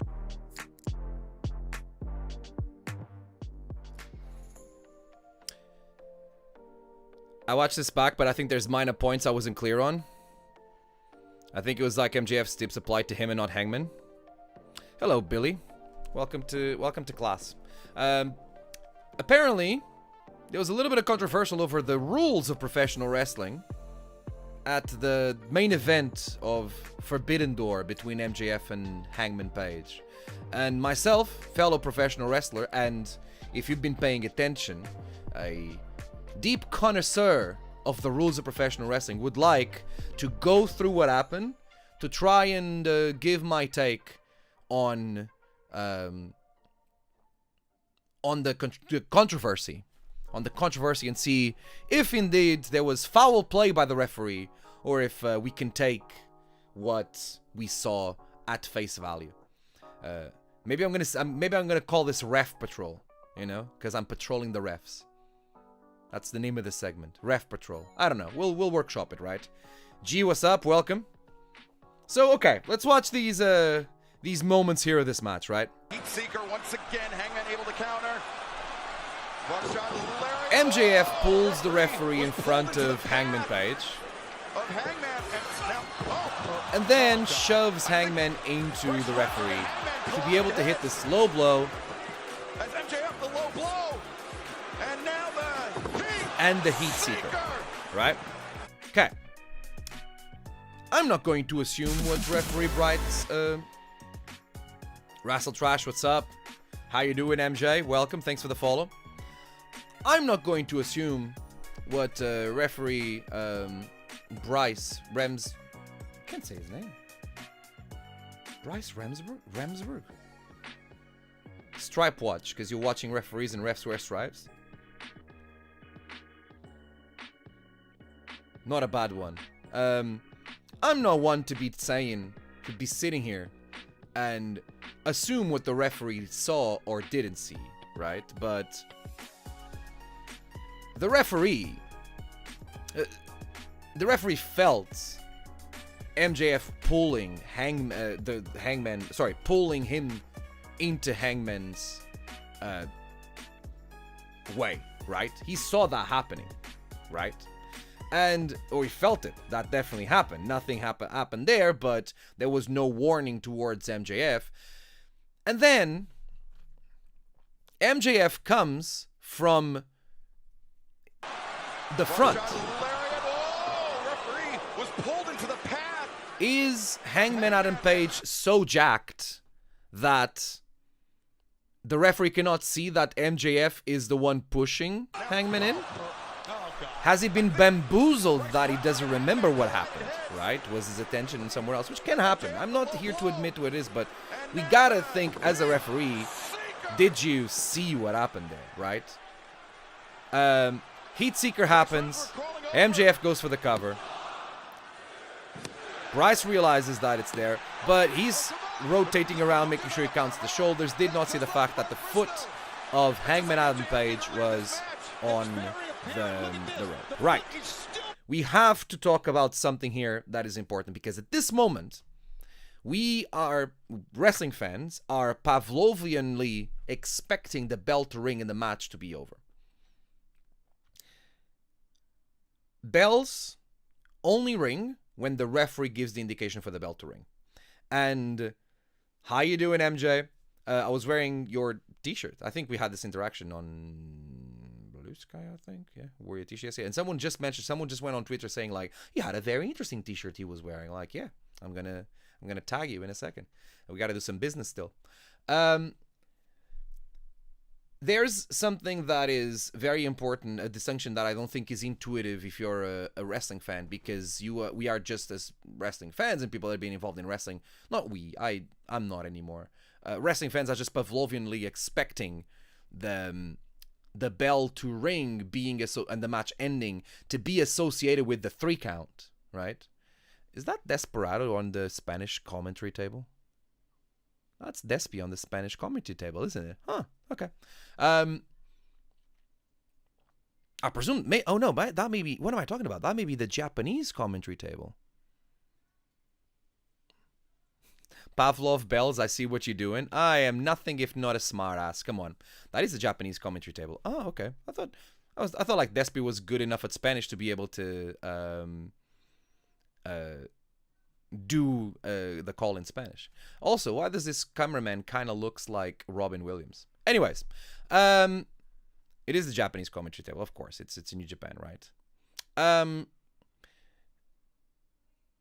The referee counting for 3 and his hand touching the floor does not automatically mean the match is over. The match only ends by instruction of the referee. The bell should only ring when the referee signals for the bell. The bell should only ring when the referee signals for the bell.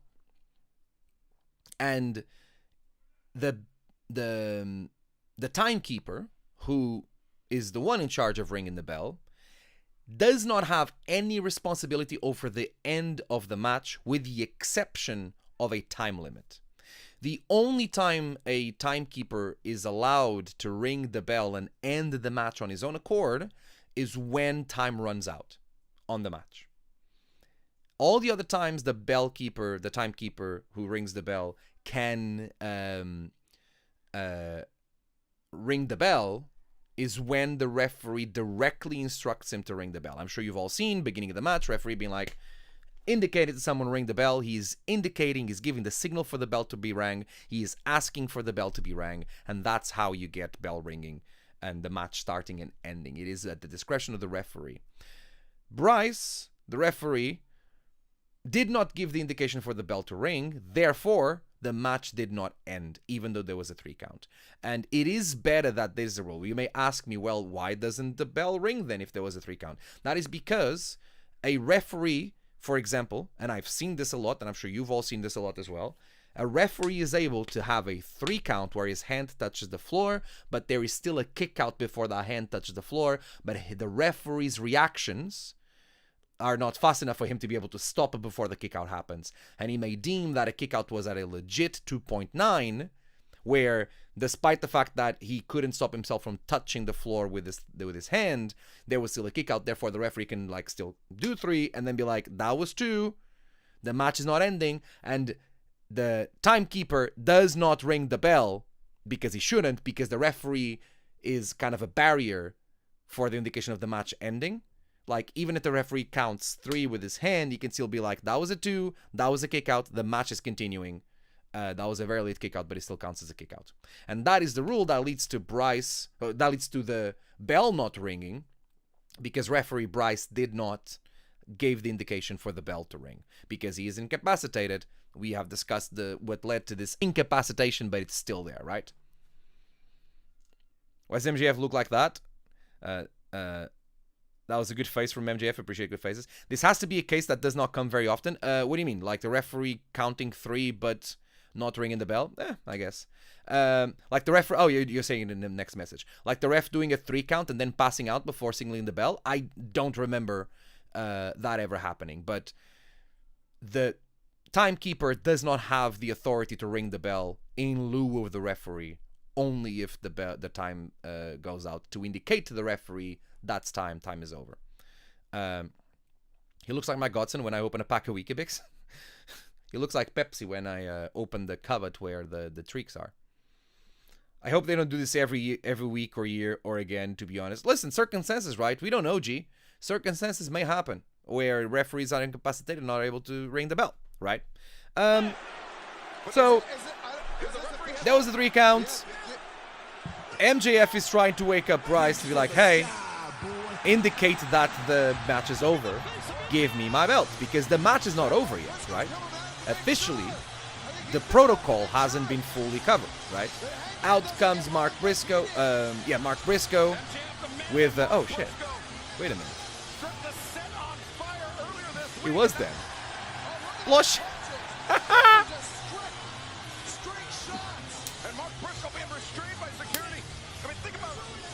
I didn't notice that. Peaks and Mambo Spotter. The problem with Mark Briscoe here is that he didn't come out with another referee, with a second referee that could see the foot, right?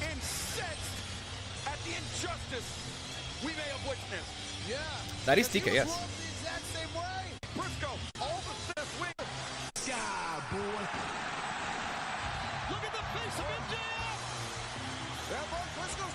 Briscoe should come out in stripes. That is one of the worst ropes in wrestling, and I'm glad that no one is doing it anymore. The idea that, like, I am wearing the shirt, therefore I am given referee powers. That was very much like Attitude Era, Mr. McMahon, not authority, but what was their name? What was their name? I don't remember the name. Corporation. I think, was it Corporation? I don't know. But it was very much like shenanigans that they would pull because they had the power to just do it, right? But that would have been bad. But yeah. Here they come. He's chewing his gum as he's running to the thing. And... plop, plop, plop. Thanks for coming. Briscoe had interfered on Hangman's behalf. He would have cost him. Only if the referee catches him. Right? This was stressing me out because they said the title could change hands on the disqualification. Yes, the title could change hands on disqualification. That is indeed the case. If Hangman gets disqualified, he would lose the title, right? So Mamba would beat Tix in a race. Depends on who came out first. I'm sure that there was no space for them to start running at the same time. We now have to put that to test, right, Kat? How you doing? Welcome to the stream.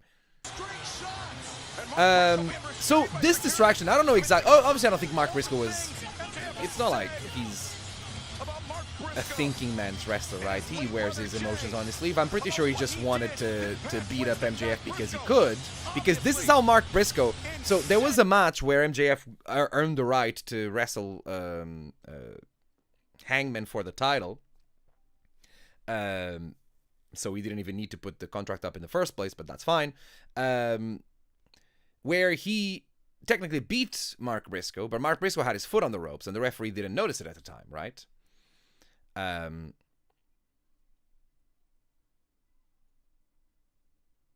Also, I was distracted by Tix and Mambo and by trying to shut me up. Too much going on. I could not expect to follow. That's true. I like it. This is what we're doing here, okay? That's why we're doing this luring up here, right? But anyways, Mark Briscoe immediately security comes out to try and stop him and bring him to the back so he doesn't, like, things don't get worse, right? And now, I don't know what happened here. I can only presume, because we can all see it, the cameraman is filming the foot. What happened after that match with Mark Briscoe is that MJF realized that the foot was still on the rope, and before the referee had the opportunity to turn around and see the foot on the rope, he removed it from the rope, right? I am certain that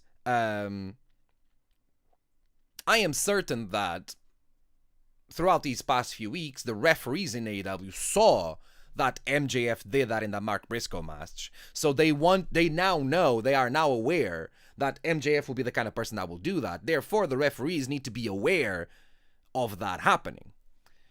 And they need to have in the back of their minds that MJF will be the kind of person that will take the foot off the rope to make sure the referee doesn't see that the foot was on the rope, right? Because once the bell rings, and once kind of like there's a little bit of a it's natural that in wrestling, at least traditionally in wrestling, there's a little bit of a like a, what do you call it, like a, not an honor period, but a certain period where you can kind of still go. We call it período de nojo, where or honeymoon period in a way. I don't know. There's certain leeway to like how long after a match ends where the referee's decision can still kind of change, and it's very circumstantial and pretty much like situational, and I understand that, right? Bryce Remsburg goes really quickly to catch MJF on the act of taking the foot off the rope, which makes me think that he was playing possum, that in the middle of Mark Briscoe coming out and doing all of this distraction, that referee Bryce realized that the foot was on the rope, and instead of doing it while MJF had his back turned, he waited to catch MJF on the act so that there will be no questions or doubts and he will leave no space for ambiguity, which I kind of appreciate in the case of referee Bryce taking that action, right? He's catching him doing that. He can see MJF, he can see Hangman's foot on the rope, and he can see MJF trying to remove Hangman's foot off the rope. And it's almost like he waited for MJF to go and do it to catch him in the act of doing it, so that there would be no question or ambiguity when it comes to this situation. MJF was clearly trying to hide from the referee the fact that Hangman Page had his foot on the ropes. And because the match hadn't ended yet, and even if the match had ended, even if the bell had rung, situationally, it would be very acceptable for referee Bryce to still catch MJF and restart the match, ring the bell again to restart the match, and reverse his own decision. That is very fair and a fair thing to do, right? It's different from the thing that happened with me in my... when the Undisputed British Heavyweight Championship was stolen away from me, because a second referee came out and became the official referee of the match. Therefore, the ambiguity of who is the referee and who takes the final decision is what happened, on top of the fact that the situation was resolved not by the referees deciding on what to do, but by Michael Oku jumping on me illegally when we were not in a match anymore, throwing me in the ring, and the referees just emotionally, or maybe on purpose, decided to let ball play, even though the foul was against me, not against Michael. So that is where the difference is when it comes to those two situations. Referee Bryce is still the only referee in power of this match. There's no ambiguity that his decision is final, and he is catching MJF in the act of trying to hide from him, from referee Bryce, the fact that Hangman's foot was on the rope by the time that the 3 count happened. Now, the moment referee Bryce hit the 3, he did. I can only presume, and I think I'm safe to presume, that he did not see the foot on the rope. He only realized it afterwards, I presume, while Mark Briscoe was threatened to come in the ring, he saw that Hangman's foot was on the rope, and he presumed, correctly, that the foot was on the rope by the time that the 3 count happened, right? He's calling something that he didn't see, and I am not fully black and white when it comes to the rule of calling stuff that you don't see, but it is still a bit of a gray area here. But because it was the right call, we're gonna let it pass, and I think we have to wait until a moment when that isn't the right call to try and determine some sort of abstract rule set off of that. But here we are. This is the kind of gray area that gets taken advantage of, and if someone like MJF can take advantage of that gray area, I think it's only fair that someone like Bryce Remsburg takes advantage of that gray area when it comes up, right? What? You think you're doing? The foot's on the rope. It was off the rope. It was off the rope. Oh no, he fucking know it. Bryce Remsburg. He hasn't made the official announcement. This leads to the referee deciding to not ring the bell and end the match, for the match to continue, deciding that the pinfall was not the finish of the match, because there's a certain process. If you kind of like take a step back and go through the protocol process, the match doesn't end the moment a wrestler taps out. It ends the moment the referee sees the tap out and takes that as a decision, and that's when the bell rings. The decision for a match to end is never on the wrestlers, it's on the referee, right? So, similar to here, despite the fact that he counted a 3, he decided that that was not a pinfall, that was not the end of the match, and he's now basically not ending the match. The match has continued. It is MJF's choice to let himself be distracted by the referee and yelling at him. He put the hands on the referee, which could be a disqualification. The referee decides to put his hands back on him as opposed to disqualifying MJF, which in some people's perspective, and I kind of understand that perspective, is MJF trying to get away from the what's happening next. He decides to let the ball play as opposed to disqualifying MJF and get his licks back, to be fair. And that leads directly to an almost buckshot. Another situation where he manipulates the situation, where MJF manipulates the situation into taking advantage of it. Oh my God, how close was that, Brian? Come on, Hangman! So many attempts, so many. I am looking forward to listening to this commentary and by Brian Dennison. He stole it a second time, Brian. That's all he can do. That's all he can do is steal it. Hey, JC, thanks for the follow. And I think he's realizing he's not going to steal it from Hangman tonight. And the fans AEW to the ring. And He wanted the referee to grab it.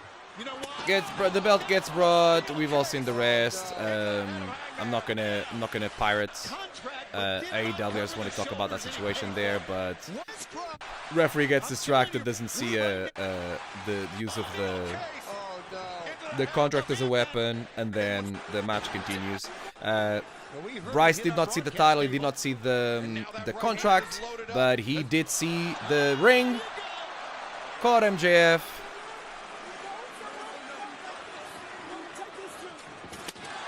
Did not see that.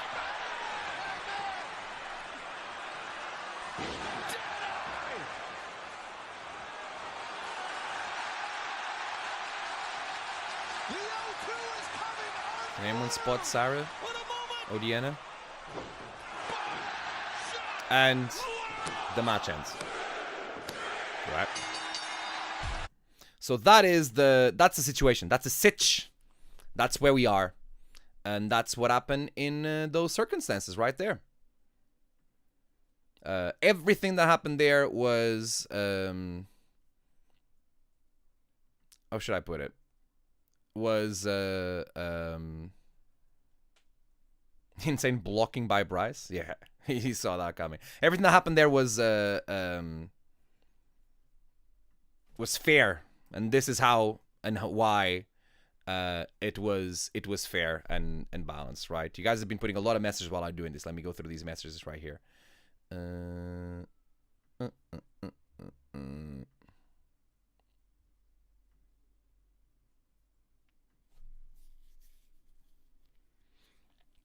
Where are we? What did you do to like... Odiana, what were you doing that was going to get you thrown out of the street, huh? Did pop for Joe Henry and this scare a dog once? Can relate. The pop for Joe Henry scare the dog, I hear you. Surely if he wanted to best up MJF that bad, he would just dodge the security better. Maybe security is just very good, Phoebe, you know? Security is very good at catching...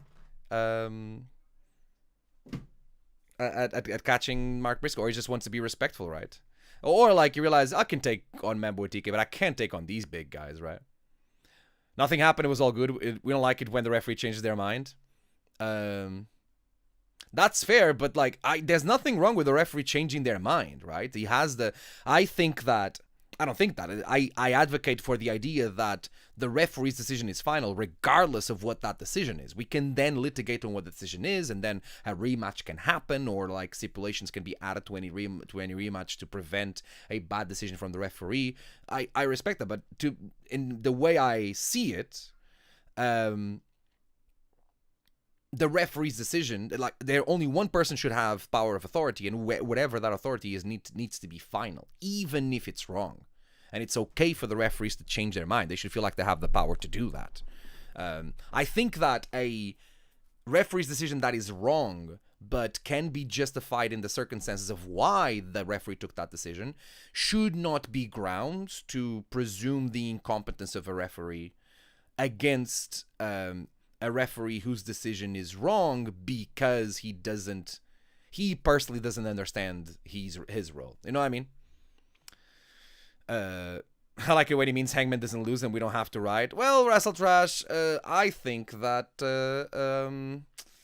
when I'm talking about two weights and two measurements, this is the kind of thing I'm talking about. How much have I been yelling about David getting his title taken off him and Teeks getting robbed by the ref? Am I going to be a hypocrite now? Absolutely not. There you go, Sarah. Absolutely, yeah. David says it's fair, so yes. Did I? This is why we need a streamer, not the expert. Thank you. I am the expert. There you go. You need an expert opinion. Professor Francisco says goes. Absolutely. Now to figure out how to rip this audio and stick it in the episode, I'll send it to you. I got you.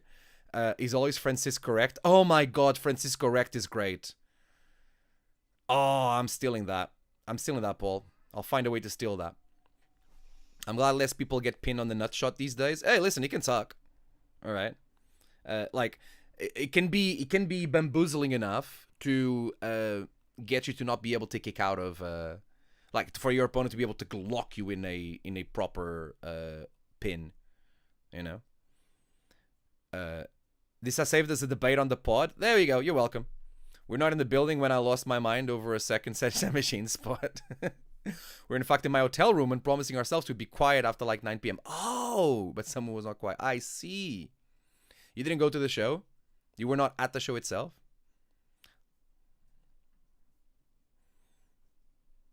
Well, you should just get better security then. Just get better than security, yes. It was hard enough not cheering them on Saturday when I was planning to be good. 2 unexpected appearances, I'm only human. There you go. Appreciate the fandom. And that is the story behind. And that is the rules. I don't know. There needs to be some sort of like, I need to have an opening for a segment like this and a closing. I gotta Judge Judy-esque catchphrase, right? So yeah, I think that everything from referee's Bryce's perspective was on the up and up, and no foul play was made by the referee in that circumstance right there. And that is my judgment. I'm always right. So there you go. The plan was ceasefire, Rabbit Cabaret, referee in person, the forbidden door on the laptop. Okay. I wish you'd run into David wearing your shirt. It was the Waffly B contingent in the arena at the time. I see. I felt the security role there was good. Sometimes I see it and the local heroes don't really get to do much. I think it's good that the local heroes don't get to do much, actually. It's also good that they get to do something. It's always good to be a part of the show, right? We just gotta be realistic with what it is, you know? It's just because someone was picked to be security doesn't mean, like, there's no direct line between doing this security spot and, oh, actually, Tony Khan has tons of interest in getting Sunshine Machine on board, you know? But it's good to be a part of it, right? It's good to be involved. I get it's a role that doesn't have too big of a brief, but you can do stuff with it. But you shouldn't do it, right? Like it's. I know what you mean. Like I'm sure that I've never been an extra at a show, so I'm sure that DK will probably have a better perspective on it than I do. But you're not there to turn yourself into a star. In fact, if you do anything that is anything close to that, you will be seen negatively. You are there to be security. So be security. It's your job to prevent Mark Briscoe from getting in the ring, right? The moment, say TK, for example, or Mambo turns to the crowd and acknowledges them, it's over. It's over because that is not what you're there to do, right? No matter how much ODN is yelling at a local hotel 10 minutes or 2 hours away, right? So yeah, I think that sometimes I understand why it's exciting. Like same thing happened with there's a lot of familiar faces at Raw yesterday, and I am that's great. It's great for the people to be able to, like, even if for one day, just be involved in pro wrestling at a top level the way it is. And I'm sure there's tons to learn, but that doesn't mean we got to manage our expectations. I mean, everyone involved. That doesn't mean that it's more than what it actually is. You know, that's not. I don't know. That's not how promotions. That's not how promotions. What's the word I'm looking for? That's not how promotions recruit. You know what I mean? That's all what the being extra there is for. Yeah. Gotta keep it profesh. And listen, you gotta earn the catering. I'm sure the catering is great. I have no doubt. And I'm not even saying this in a. I'm serious, right? I'm like, it's. You have to do a job. I believe you get paid for it.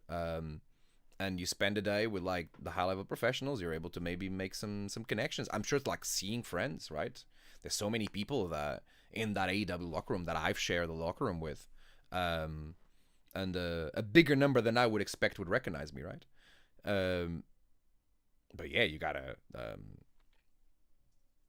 You're there to do your job, and your job is not to use it to become a bigger star, right? As opposed to me being next to JJ, my job there was definitely to find a way to make myself a bigger star than I was before I came out through that curtain. Does that make sense? It's different.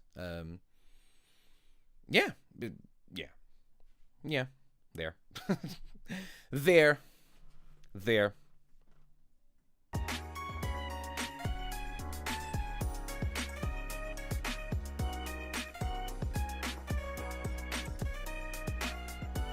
Anyways, I'm glad that everyone enjoyed their weekends and their experiences. While I'm very disappointed at a lot of things that happen in the week, I am at the same time. You rocked my weekend as JJ's manager. Listen, when I tell you I was feeling myself, I was feeling myself. All right. I said this earlier. Maybe you weren't here to hear it, Kat. I've put myself against a wall because I feel like I now have to, every single public appearance has to be in something at that level or similar. You know, I'm gonna have to put tons of merch out just to be able to pay for the new shirts I'm gonna have to buy. But that is fair as well. I think that's very fair. When I went to AEW, when I went to Forbidden Door, then I was able to go with family and with friends. I have like a friend from Portugal that always comes down to the AEW shows, and it's basically our once a year big hangout. So that's good. We've been able to do more stuff.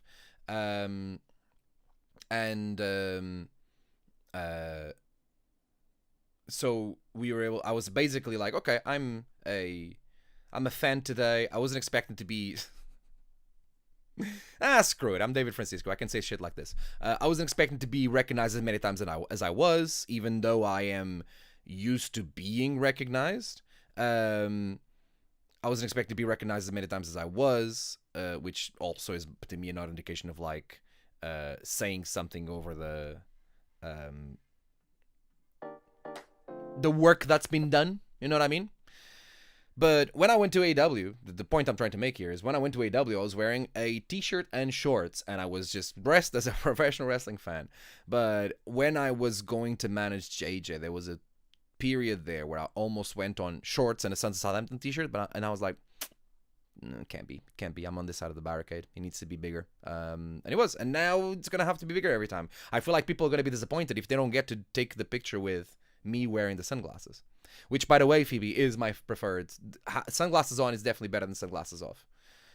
Maybe because of my very small eyes, but that is the case. I was like, don't be sorry for being late. It's absolutely fine. Yeah, like, dude, you owe me nothing. Thanks for coming in now. Audio should hopefully be better. Oh, yeah, someone was saying that try to watch the RevPro shows. The audio was awful.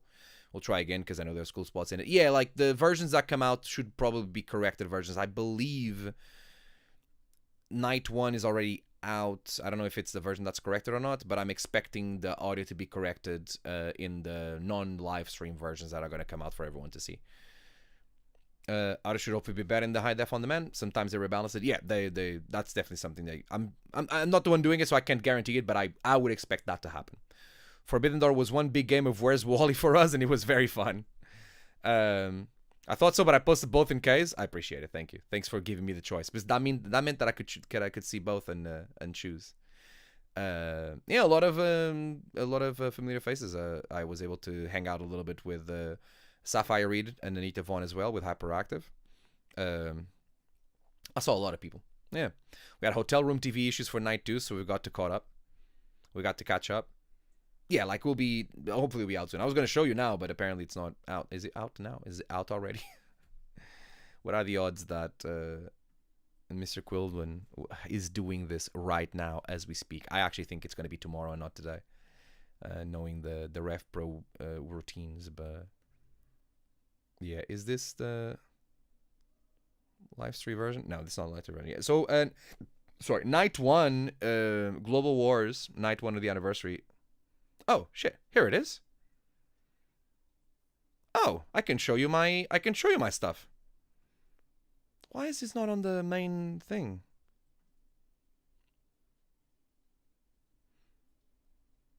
Night 2 summary is David Worst on glasses. Yeah, that's what I want to show here. I just want to show my steez, as the kids say, right?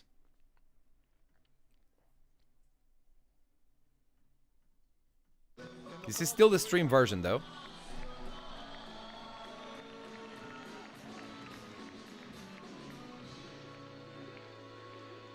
It's very funny. I don't know if Blue Panther used to do this before, but the idea that everyone just took that Blue Panther started doing the yes stuff because of adopting Bryan Danielson is very funny to me.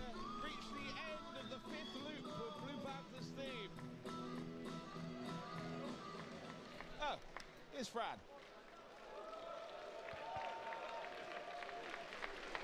The following contest is a singles match with a 30-minute time limit scheduled for one fall. Introducing to the ring first.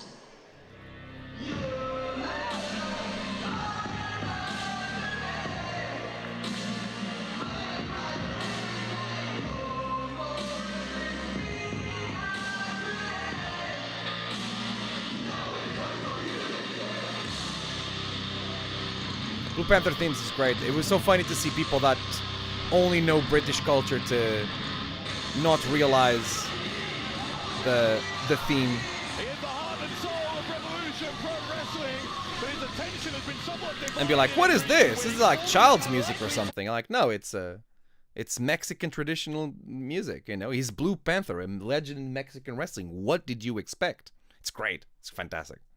It's great. Anyways, here's what's better. Here I am. With David Francisco, but just as I say his name, has appeared to be in Gale's corner. I don't think even Gale knew that was happening. Well, the Sons of Southampton support each other. Wonderful to see David Francisco. I have dressed myself into a corner. I don't like this. I'm sorry for the next 2 months you see me wear this exact combination. I'm waiting until I have funds to get more, right? I like Jushin's theme. Jushin Thunder Liger theme is one of the greatest themes in the history of professional wrestling, which fits one of the greatest wrestlers that has ever lived. If you, by any chance, you haven't got a chance to just go back and watch some Jushin Thunder Liger matches, that would be a very good investment. It's great. It's great. I've never seen the I think it's the 96 Super Junior, the 94, whatever is the one that's like the big one. It's or the most famous one. I would like to just go back and watch that, you know. Wrestle Trash, you used the slur. You can't use slurs on the chat. All right.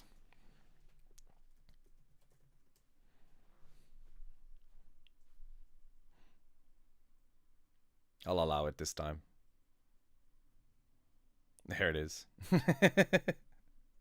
It's just so funny that, like, there's a whole generation of fans that have no idea why I have such an aversion to the word fantastic. Maybe I'll tell the story one day.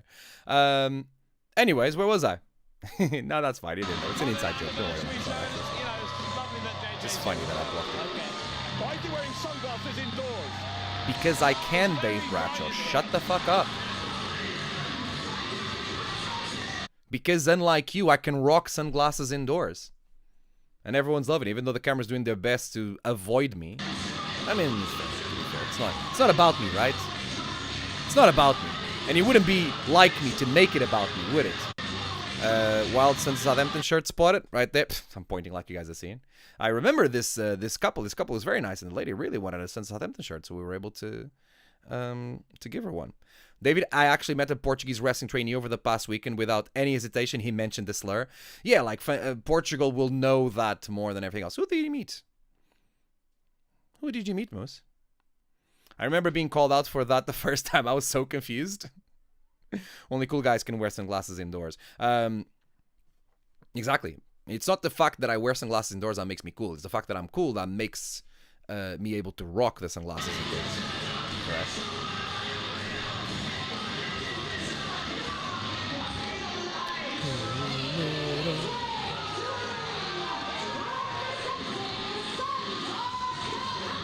Sunglasses cancel night vision.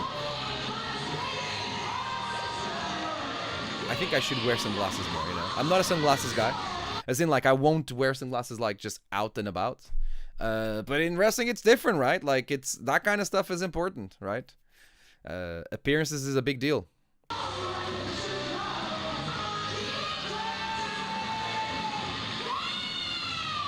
JJ's theme is so catchy, I get it stuck in my head all the time. I'm sorry I'm doing this to you again. He's representing the Sons of Southampton. But JJ Gale has made no secret of the fact all year long before he was teaming with Francisco. Pedro trains in Madrid Dukes. Yeah, he did the karate class, didn't he? Yes. Yes, I used to use the super kick as a big move in Portugal, and it was a reference to a podcast that happened at the time. Like, Pontapé no céu da boca is like a colloquial expression. It's obviously not gonna work as well translated when it's translated to English. Like it's like a kick to the roof of the mouth, right? Yeah,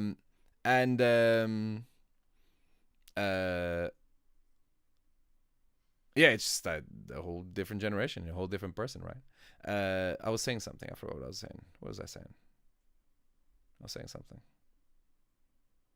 Yeah, it wouldn't be like me to make it about me, right? Tension this year is all about focusing on the undisputed British Heavyweight Championship. I'm saying it's very hard to focus on tag. Shut up, we've got a guest here. I don't understand what, like, Dave Bradshaw, how is he allowed to, you know, speaking of catchy themes, how is Dave Bradshaw allowed to say the stuff that he says? I'm like, you're supposed to be impartial, and he's nothing but impartial. There's no reason to bring up why would he say, oh, JJ Gale doesn't want to be in the Sons of Southampton. There's nothing that JJ Gale has said. He's not like telling facts. JJ Gale in fact has showed the opposite, right? It makes no sense for him to be doing this speech and this entire spiel on Sons of Southampton. I want to give you this tidbit as well, because as you noticed, the referee of this match is the same referee that stole my title away from me, and that is me. You will be able to see me say, hopefully with my lips, I'm saying, you fuck off. Or you can fuck off. One of the two.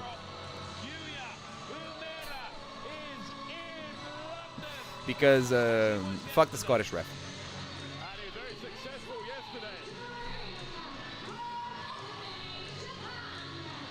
This is a moment, there's another moment that the camera's caught that I haven't shared yet, but I will share it here with you guys first. Which is me checking out Yui Uemura.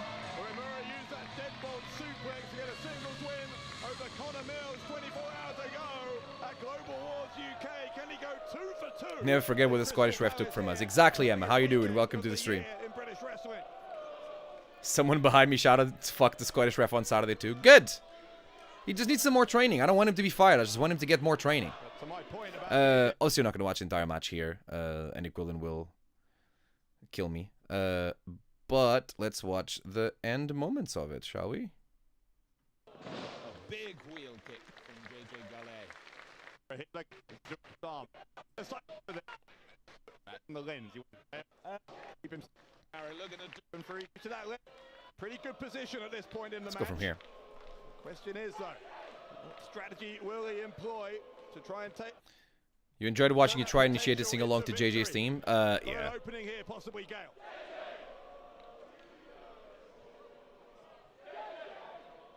Gale, I think he's going to look for the Gale. That was me starting those JJ chants as well, right? Because people were like, oh, you are Uemura. And I just went, JJ. And I got a... In a pretty good position at this point in the match. I got a Crystal Palace on JJ's side. What strategy will he employ to try and turn that potential into victory? My boyfriend said Scottish ref looks like he works in a fun fair, calls Bingo, and I died. That is very funny. That is very funny. Do you consider any props to go with this getup? More than the sunglasses? What are you talking about? And the black Apple Watch? I stopped to say something. Oh, you mentioned Bingo. I think the Purpose team is very close to be able to launch Purpose Bingo as opposed to a raffle. Got an opening here, possibly Gale. But yeah, like what, G? What props? Gale, I think he's going to look for the Gale Force. I think he thinks he's done enough to end it here. But he's not right, because he got countered into the armbar from Yuya. Okay, Gale immediately didn't panic, grabbed his hand, preventing that right arm from getting hyperextended. Butcher's hook grip here from JJ Gale. But now the hands have been separated. Got to be careful. That arm has been now. Yeah, Bingo is never going to happen until Michael Oko got involved, right? Gale going to be biting his own hand to prevent himself from tapping out. The pain must be excruciating here for Gale.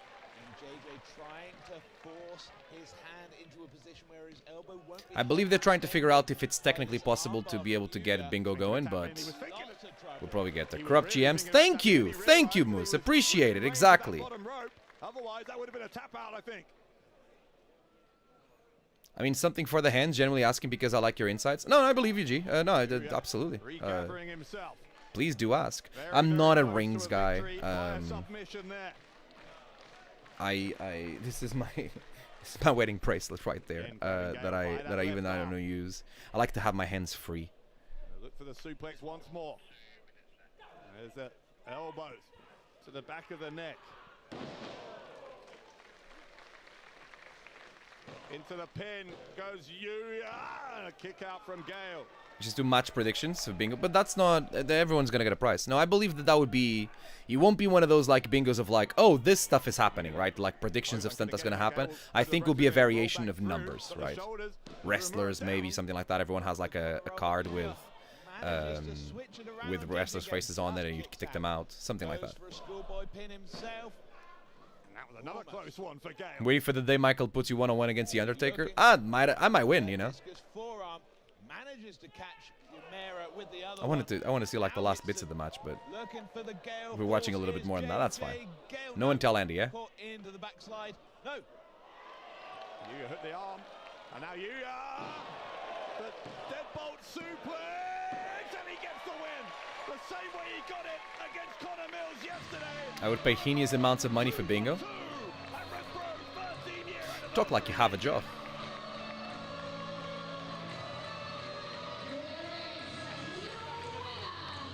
Anyways, it was a very well contested match. I think JJ did really well. Yui Uemura just ended up being the better wrestler this time. Sometimes you get the big stages and you don't get to win when the big opportunities come, right? Would it be different if I was in the ring? All I can tell you is that I believe so, but, you know. She might have a lot of birthday money. His hair looks spicy. Listen, Yu Uemura. Maybe one of the most beautiful wrestlers that I've been in a ring with, right? The disappointment etched across the face here of Gale. Am I telling JJ Gill in this moment to jump him?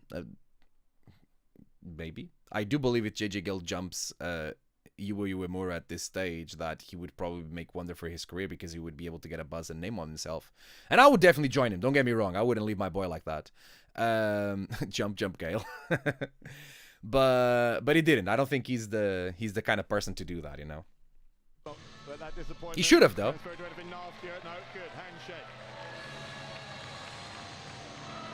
There you go. There it is.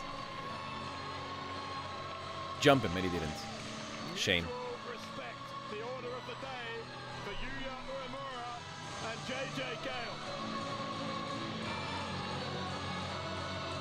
Then he came and brought my hand. I'm like, I'm not attacking. I'm not doing anything. I don't know why he's talking to me. I did nothing. I did not interfere in the match. I didn't do anything. I guess Uemura is just doing the good thing of like giving me a handshake too. Fair. Okay, we can be fair like that. Should have tickled him. I should have, shouldn't I? I don't know. I'm thinking at this moment to just be there for JJ, right? He seems disappointed. And now I'm thinking, am I gonna jump him? I'm at this stage. I'm definitely considering jumping him.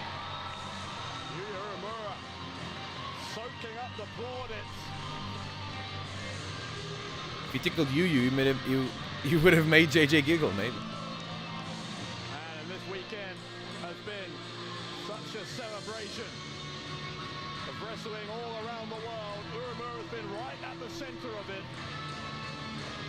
It's been a couple of weeks consecutively now of disappointment for the Sons of Southampton. Back to the drawing board for them. Why are you winding the pot again? What? Why are you stirring the pot again? Hey, he's doing it again, isn't he?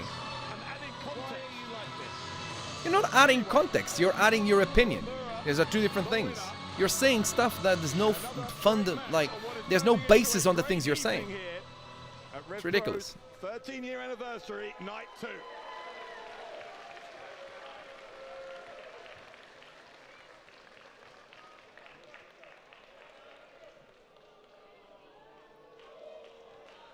Yeah, maybe go for the right arm, David. I did. What the hell does he have against me? He's a big coward when I'm in there.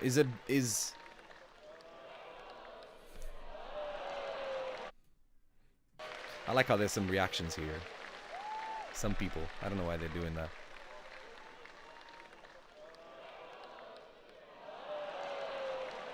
What? Beautiful friendship. I wasn't sure there. You wasn't sure about what? He's doing it again. What do you mean? No. Again, always stirring the pot. You're always stirring the pot. I take it back. Why cannot two men just be friends? I take it back. True friendship to hug someone sweaty while wearing your fancy clothes. I was thinking exactly that while I was wearing the fancy clothes. That's exactly what was on my mind. I'm like, oh no, this sweat is going to be on my vest. This vest is expensive. Yeah, like, freaking, what's his name? Much more on the way.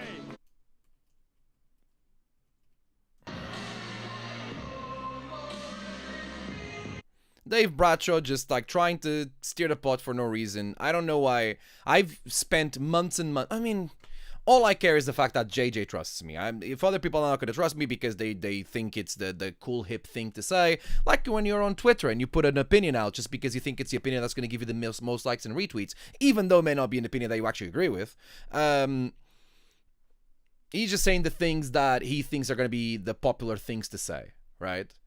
Or he just has a vendetta against me. Like, notice that he's very brave when when I'm in the ring and he's far away from me, but he's not going to do a sit-down interview with me. Not that I would do anything, right? I'm not Ricky Knight Jr. I'm not going to threaten him, right? I would just expose him, and that's maybe something that Dave Bradshaw fears more than physical violence, is him being exposed for the fraud that he is, and the shit steerer that he is as well, right?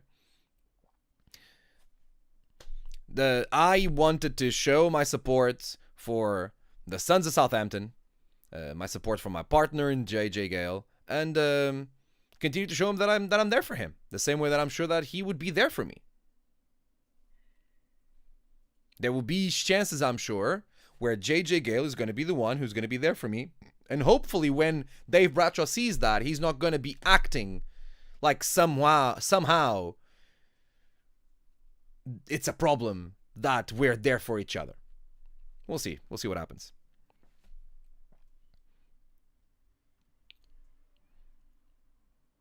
Maybe you should start threatening people more. I'll do it. I'm not a coward.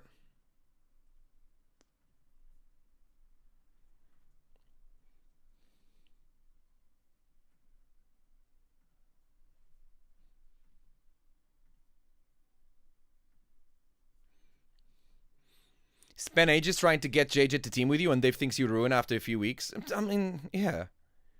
Why would I do that? You're absolutely right.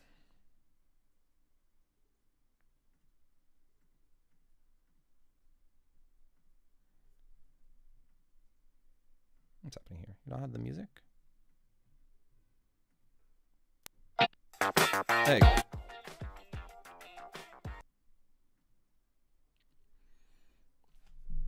Give it a few months or a big title win at least. What? I'm not going to turn on JJ. People keep thinking that this is the case. I'm not going to turn on JJ. I have the interest in turning on. I gain nothing from that. Why am I needlessly gaining an enemy? For what reason? Makes no sense. Why would I do that?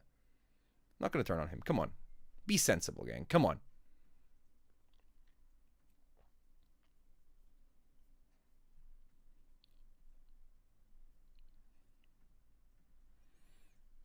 Can't believe you replaced Santos with JJ. That wasn't me.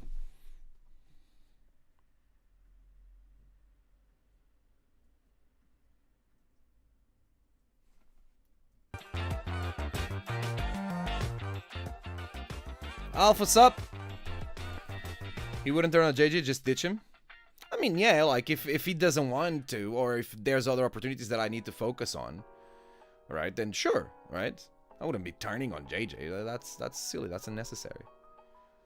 It's not like he has done anything to warrant that. It's not like I gain anything from that. So I'm just gonna listen. I'll be as always, I'll be very open and honest about what I feel here. Like with you guys, I'll be open and honest, right? I'm gonna go eat. You might be gone when I'm back. Same for the stream. Yeah, G. I'm probably gonna finish the stream pretty soon. Even though everyone just decided to join the stream now, right? I know he didn't stream on the usual day. I just been busy and I wanted everyone to get their day off, to be fair. But we're definitely going to be back at streaming on next week on Monday, and we'll continue to push for Mondays after that. We got a good September coming up. I don't think I have anything in this weekend, so I'm going to spend my weekend teaching classes. But we got a good September coming up. We got premiere in Southwick. I wish I could tell you now that we also got RevPro and the debut of Porchester Hall, but at this moment, that is not something that we got confirmed.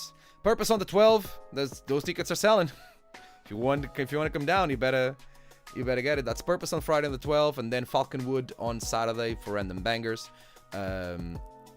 There's RevPro shows also on that Saturday 13 in Stevenage, and then Sheffield 14 in Sheffield, right? At this moment, I can't confirm if I'm going to be part of those shows or not. So I guess this Stevenage show on the 27th is not happening now. Coventry on the 28th, and that looks like September, and hopefully we get some more stuff as well as I wait for confirmations to be announced. I'm excited for October. Paul might be visiting his godson on the 12th, and he liked the sound of wrestling in the library. Oh, really? That'd be cool. Wait a minute. Here's an exclusive. We're scrambling up the schedule a little bit for October, November, December for Purpose. We're not running. I think 12th of October is a Saturday. We're not running a show that day. We'll only be running on Friday, the charity show, Everything Patterned. And we got this confirmed. I just haven't put it out yet. So this is me for the first time saying this. And November, the show is going to be moved to Friday 14. And December, the show is going to be moved to Friday 12. Or whatever the closest Friday to that is. So yeah, this is now... so Purpose is going to only run the Fridays for the next few months. For a few reasons. Logistics, venue, our own availability. What's best for business. A lot of things there. I'll be at the next Southampton show. Good. So will I guess. I hope. I presume. Right? So yeah, I'm sorry to break your heart this way, Kat, but unfortunately, there's not going to be a Purpose show on the 12th. Hopefully there'll be on 12th of October. Hopefully there'll be other stuff.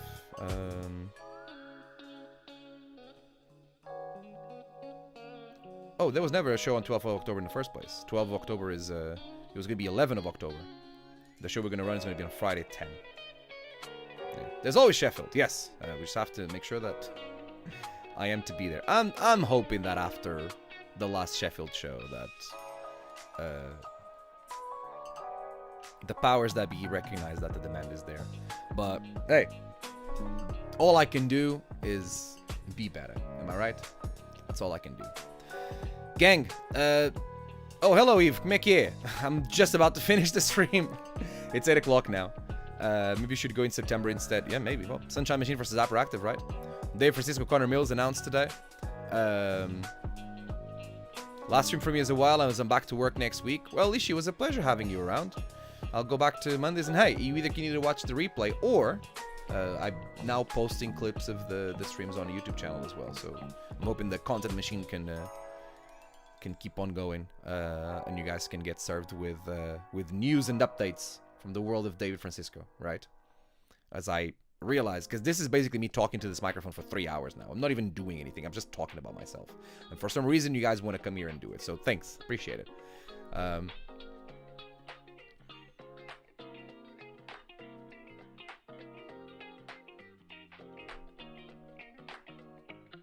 Maybe not Ian can chill out, but Paul can never scream out for you. Thank you. Appreciate it.